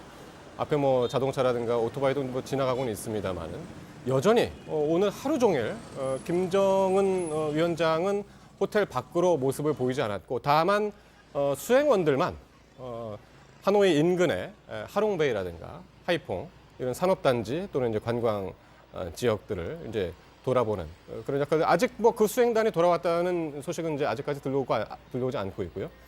그리고 트럼프 대통령은 오전에 베트남에 주석하고 총리를 이제 만났고 여러 가지 이제 실무적인 그런 행사들을 하고 메리어트 호텔로 들어와서 지금 각자의 이제 양 정상이 잠시 뒤에 이제 만날 준비를 굉장히 지금 이제 집중적으로 하고 있는 것으로 보입니다. 그리고 이제 조금 뒤에 그 폼페이오 장관하고 또 볼턴 보좌관의 브리핑이 좀 진행된다고 하는데요. 하노이 현지에서 그렇게 되면 좀 오늘 그 만찬이랑 또 내일 회담에 앞서서 좀 어떤 식으로 합의가 진행될지 이런 좀 만찬이 앞서서요? 네네네. 그래서 저희 한국 시간으로 한 5시 때부터 뭐 저희도 이거를 받아볼 수 있을 것 같은데요. 좀 그걸 유심히 그래요? 지켜보면 될 것 같습니다. 예. 그래서 오늘 사실 만찬이나 이제 확대 회담이나 이 과정에서 존 볼턴 누굽니까 보좌관 네. 보좌관이 과연 어떤 식으로 참석을 할 것이냐 이 부분이 상당히 이제 궁금했었는데 어떤 역할을 할까요? 지금 이제 미국은 그 이 하위스 이끌 때까지는 뭐 강경과 온건 간에 예. 나름 노선 투쟁이 있겠죠. 네. 그렇지만도 이 존 볼턴이 실질적으로는 강경파지만도 그러나 트럼프 대통령의 참모 아니겠습니까? 예. 그럼 참모는 참모로서 트럼프 대통령의 결정에 따라야 되겠죠. 예. 그런 측면에 봤을 때 볼턴이 이 확대 정상회담에 배석한다 하더라도 네. 크게 영향을 미치지 못할 것이다. 오히려 하비스 이 채택 이후에 그것을 설명하는 예. 그런 측면에서 도움이 될 것이다. 예. 그렇게 생각이 됩니다. 예. 자, 이 북한 매체들 상당히 지금 이번 회담에 대해서 관심을 갖고 있고요. 나름대로 자체적인 자체 목소리를 내기는 힘든 그런 상황이지만은 네. 어쨌든 지금 평양에서 출발할 때부터 그렇습니다. 김정은 위원장의 동선을 따라서 이제 계속 이제 보도도 하고 있고요. 상당히 이제 적극적인 예전에는 볼 수 없었던 그런 모습들을 이제 보이고 있어요. 그러니까 이제 사실은 그 이전의 그 모습에 따르면 모두 끝나고 평양으로 귀환한 다음에 가서 이제 네. 보도를 하는데 예. 김정은 체제가 들어서고 특히 김정은 위원장이 대외 행보를 하면서 이 모습이 싹 사라져 버리지 않았습니까? 예. 그래서 문재인 대통령과 1차 판문점 정상회담 때도 거의 실시간으로 그러니까 보도를 하고 이랬었으니까 이번에도 어떤 그 똑같은 모습을 지금 보이고 있는데 눈길을 끄는 것은 김정은 위원장이 평양을 출발한 이후에 북한 인사들이 릴레이로 지금 노동신문에 기고를 하는 게 어떤 국내 언론에 보도가 됐었는데 네. 오히려 양문희 교수님께 저도 좀 꼭 여쭤보고 싶은 그 면면을 보니까 박영태 그러니까 중앙위원회 부위원장인데 교육 과학 담당 그다음에 농업상 공업상 주로 먹고 사는 문제와 관련된 이 사람들이 거의 용비어천가식의 그 글을 릴레이로 기고를 하고 있더라고요. 여기에도 특별한 복선이 깔려 있는 것인지 이것도 한번 좀 체크를 해볼 필요가 있을 것 같습니다. 뭐 복선보다도 그만큼 김정은 위원장의 비핵화의 배경이 경제 발전을 통한 주민생활 향상이다. 이번에 뭔가 이 비핵화 조치를 하더라도 상응 조치로서 경제 발전과 관련된 이런 부분에 대해서 성과 있기를 바라는 그런 측면에서 한편으로는 북한 주민들에게 비전을 주는 그런 측면이고 또 다른 한편은 미국에 대해서 우리 경제 발전 인맥 미국 좀 양보해가지고 이 대북 제재 좀 완화 이런 간접적인 압박의 메시지도 담겨 있는 것으로 보여집니다. 예. 자, 어쨌든 지금 내일 이제 본격적인 이제 회담이라고 본다면 내일 본격적인 회담에 앞서서 오늘 이제 만찬도 하고요. 조금 이제 몸을 푸는 과정 이런 과정들을 이제 거칠 것 같은데 저도 약간 이제 몸을 풀고 그 긴장감을 좀 푸는 의미에서 잠깐 이제 가벼운 이야기들을 조금 한다면 잠깐만요. 지금 이제 CNN 속보가 하나 들어왔는데요. 오늘 만찬 여전히 메뉴를 정하지 못했다. 예, 이런 속보도 들어왔고. 네, 이게 조금 보충 설명을 예. 해드리면 CNN이 지금 보도하고 있는 내용인데 그 담당 셰프가 그 북미 양쪽의 모두의 승인을 받는 메뉴를 정하는데 계속 그런 고군분투 의미군요. 중이다. 예. 특히 이제 백악관 측에서 화려한 음식보다는 슈퍼 심플한 메뉴를 원하고 있다. 그래서 이제 백악관 측에서? 네, 그래서 여전히 좀 정확하게 어떤 메뉴가 만찬장에 좀 등장할지가 지금 이 시간까지 정해지지 않은 것 아까 같습니다. 베트남 쌀국수도 얘기했었는데 어쨌든 메뉴를 정하지 못한 뭐 저런 배경이 있었나요? 개인적 바람은 그냥 도시락 시켜 먹고 그냥 얘기 많이 했으면 좋겠다라고 소명을 좀 전했으면 좋겠습니다. 네. 근데 이러다가 정말 그 햄버거 이런 또 메뉴가 오를 수 예전에 그 트럼프 대통령이 한번 그런 얘기 했었잖아요. 김정은 위원장하고 맥도날드. 그 대선 햄버거 때, 먹으면서 대선 때 그 얘기를 여러 번 한 것으로 기억을 하고 햄버거 있습니다. 먹으면서 얘기 한번 터놓고 얘기하고 싶다고 말이죠. 아직까지 뭐 햄버거를 먹으면서 터놓고 할 사이는 아니겠죠. 지금 이제 CNN 이것이 맞다 그러면은 두 가지 관점에서 볼 수 있습니다. 그만큼 양 정상을 잘 모시겠다는 뭐 그런 측면 하나 있고 또 하나는 뭐냐면 이 만찬이 갑자기 이렇게 정해지다 보니까 이것이 메뉴 아직까지 못 정해진 것이 아니겠냐 뭐 이렇게도 볼 수 있는 대목이 아닌가 생각됩니다. 예. 자, 햄버거 얘기 지금 나와서 어제 이제 그 대사관 들렸었잖아요. 우리 저 김정은 위원장의 이제 첫 일정으로 북한 대사관 하노이에 있는 북한 대사관 들렸는데 갔다 와서 이제 대사관 직원들이 좀 출출했는지 햄버거를 먹었다는데 맥도날드 햄버거를 한 30개를 시켰다면서요? 네, 맞습니다. 현지에서 이제 뭐 기자들이 이제 돌아다니잖아요. 근데 맥도날드 매장에서 그 북한 대사관 직원들이 이제 와서 치즈버거 한 30개를 주문하는 모습이 이제 목격이 된 거죠. 그래서 저 사진이군요. 네, 그래서 뭐 이걸 주문해서 어디로 가져가냐, 뭐 멜리아 호텔로 가냐라고 했는데 뭐 그 부분에 대해서 정확하게 얘기를 하진 않았지만 이제 저걸 이제 포장해서 멜리아 쪽으로 이제 향했다라고 이제 보도가 나왔습니다. 그 지금 하노이에 우리 기자들 많이 나가 있는데 하노이 어떻답니까? 지금 맥도날드 햄버거를 고른 이유가 뭐였을까요? 제가 안 그래도 이제 궁금해서 좀 물어봤는데 그 실제로 맥도날드나 버거킹 같은 그런 프랜차이즈보다는 뭐 롯데리아나 KFC 이런 게 또 주변에 많이 있다고 합니다. 그래서 또 맥도날드 매장을 직접 간 게 정말 그 북한 대사관에서도 저 햄버거를 좀 선호하는 게 아닌가 이런 좀 생각도 했습니다. 자, 어쨌든 뭐 일거수일투족 뭐 그리고 오늘 저녁 때 만찬에서 무슨 내용을 얘기할 것인가 뭐 이런 것도 중요하지만은 메뉴까지도 지금 만찬을 바로 코앞에 두고 있는 상황에서도 상당히 이제 중요하게 지금 다뤄지고 있는 것 같습니다. 현송월 단장 얘기 잠깐 해볼 텐데요. 현송월 단장이 일단은 하노이에 도착은 했는데 오늘 수행단이 하롱베이를 방문하는 과정에서도 이제 포함됐다고 그럽니다. 그 안에 포함됐는데 현송월 단장의 정확한 역할이 무엇일까? 여기 와서 말이죠. 오늘 만찬도 있고 그래서 지금 현송월 단장의 북한에서 직책은 뭐 선전선 농부에서 일하고 있다 이렇게 알려지고 있죠. 그렇다면 이제 예를 들어 가지고 이 김여정 이 선전선 농부 제1부부장 이것을 돕는 역할을 하나 할 수 있었고. 또 혹시나 이 지금 이제 이 삼지연 이 악단 이 단장도 맡고 있는 거 아닙니까? 그렇다면 북미 간에 혹시 이 사회문화교류, 사회문화라는 것은 스포츠라든지 또는 이런 예술단인 거 아니겠습니까? 일례로 뭐 뉴욕 필하모니가 예를 들어 가지고 평양에 공연한다 이런 것도 있을 수 있잖아요.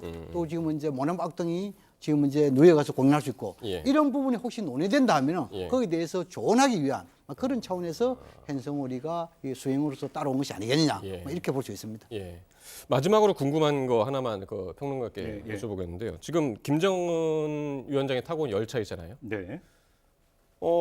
왔다가 다시 중국으로 넘어갔다는데요. 난영으로 지금 뭐 예. 정비 중이라고 하는 지금 이제 그 보도가 나오고 네. 있는데요. 그냥 예. 북한으로 돌아간 게 아니라 정비 중이라고 한다면 지금 그 일각의 이제 관측은 올 때는 기차 타고 왔지만 갈 때는 비행기 타고 갈 가능성 예. 이렇게 제기가 됐었는데 그게 아니라 돌아가는 길에도 그 기차 타고 갈 가능성이 제기가 된다고 봐야 될 정비라고 것 하면 같고요. 그렇겠네요. 그리고 만약에 간다면 베이징에 들러서 시진핑 주석을 만나고 가느냐 네. 아니냐 이것도 예. 좀 그 관심사가 되는 건데 예. 일단 그러니까 난닝역에서 정비 중이라는 것까지만 일단 좀 확인이 되고 있는 상황입니다. 예, 알겠습니다. 자, 오늘 세 분 말씀은 여기까지 듣도록 하고요. 네, 고생 많으셨습니다. 2시간 동안. 예.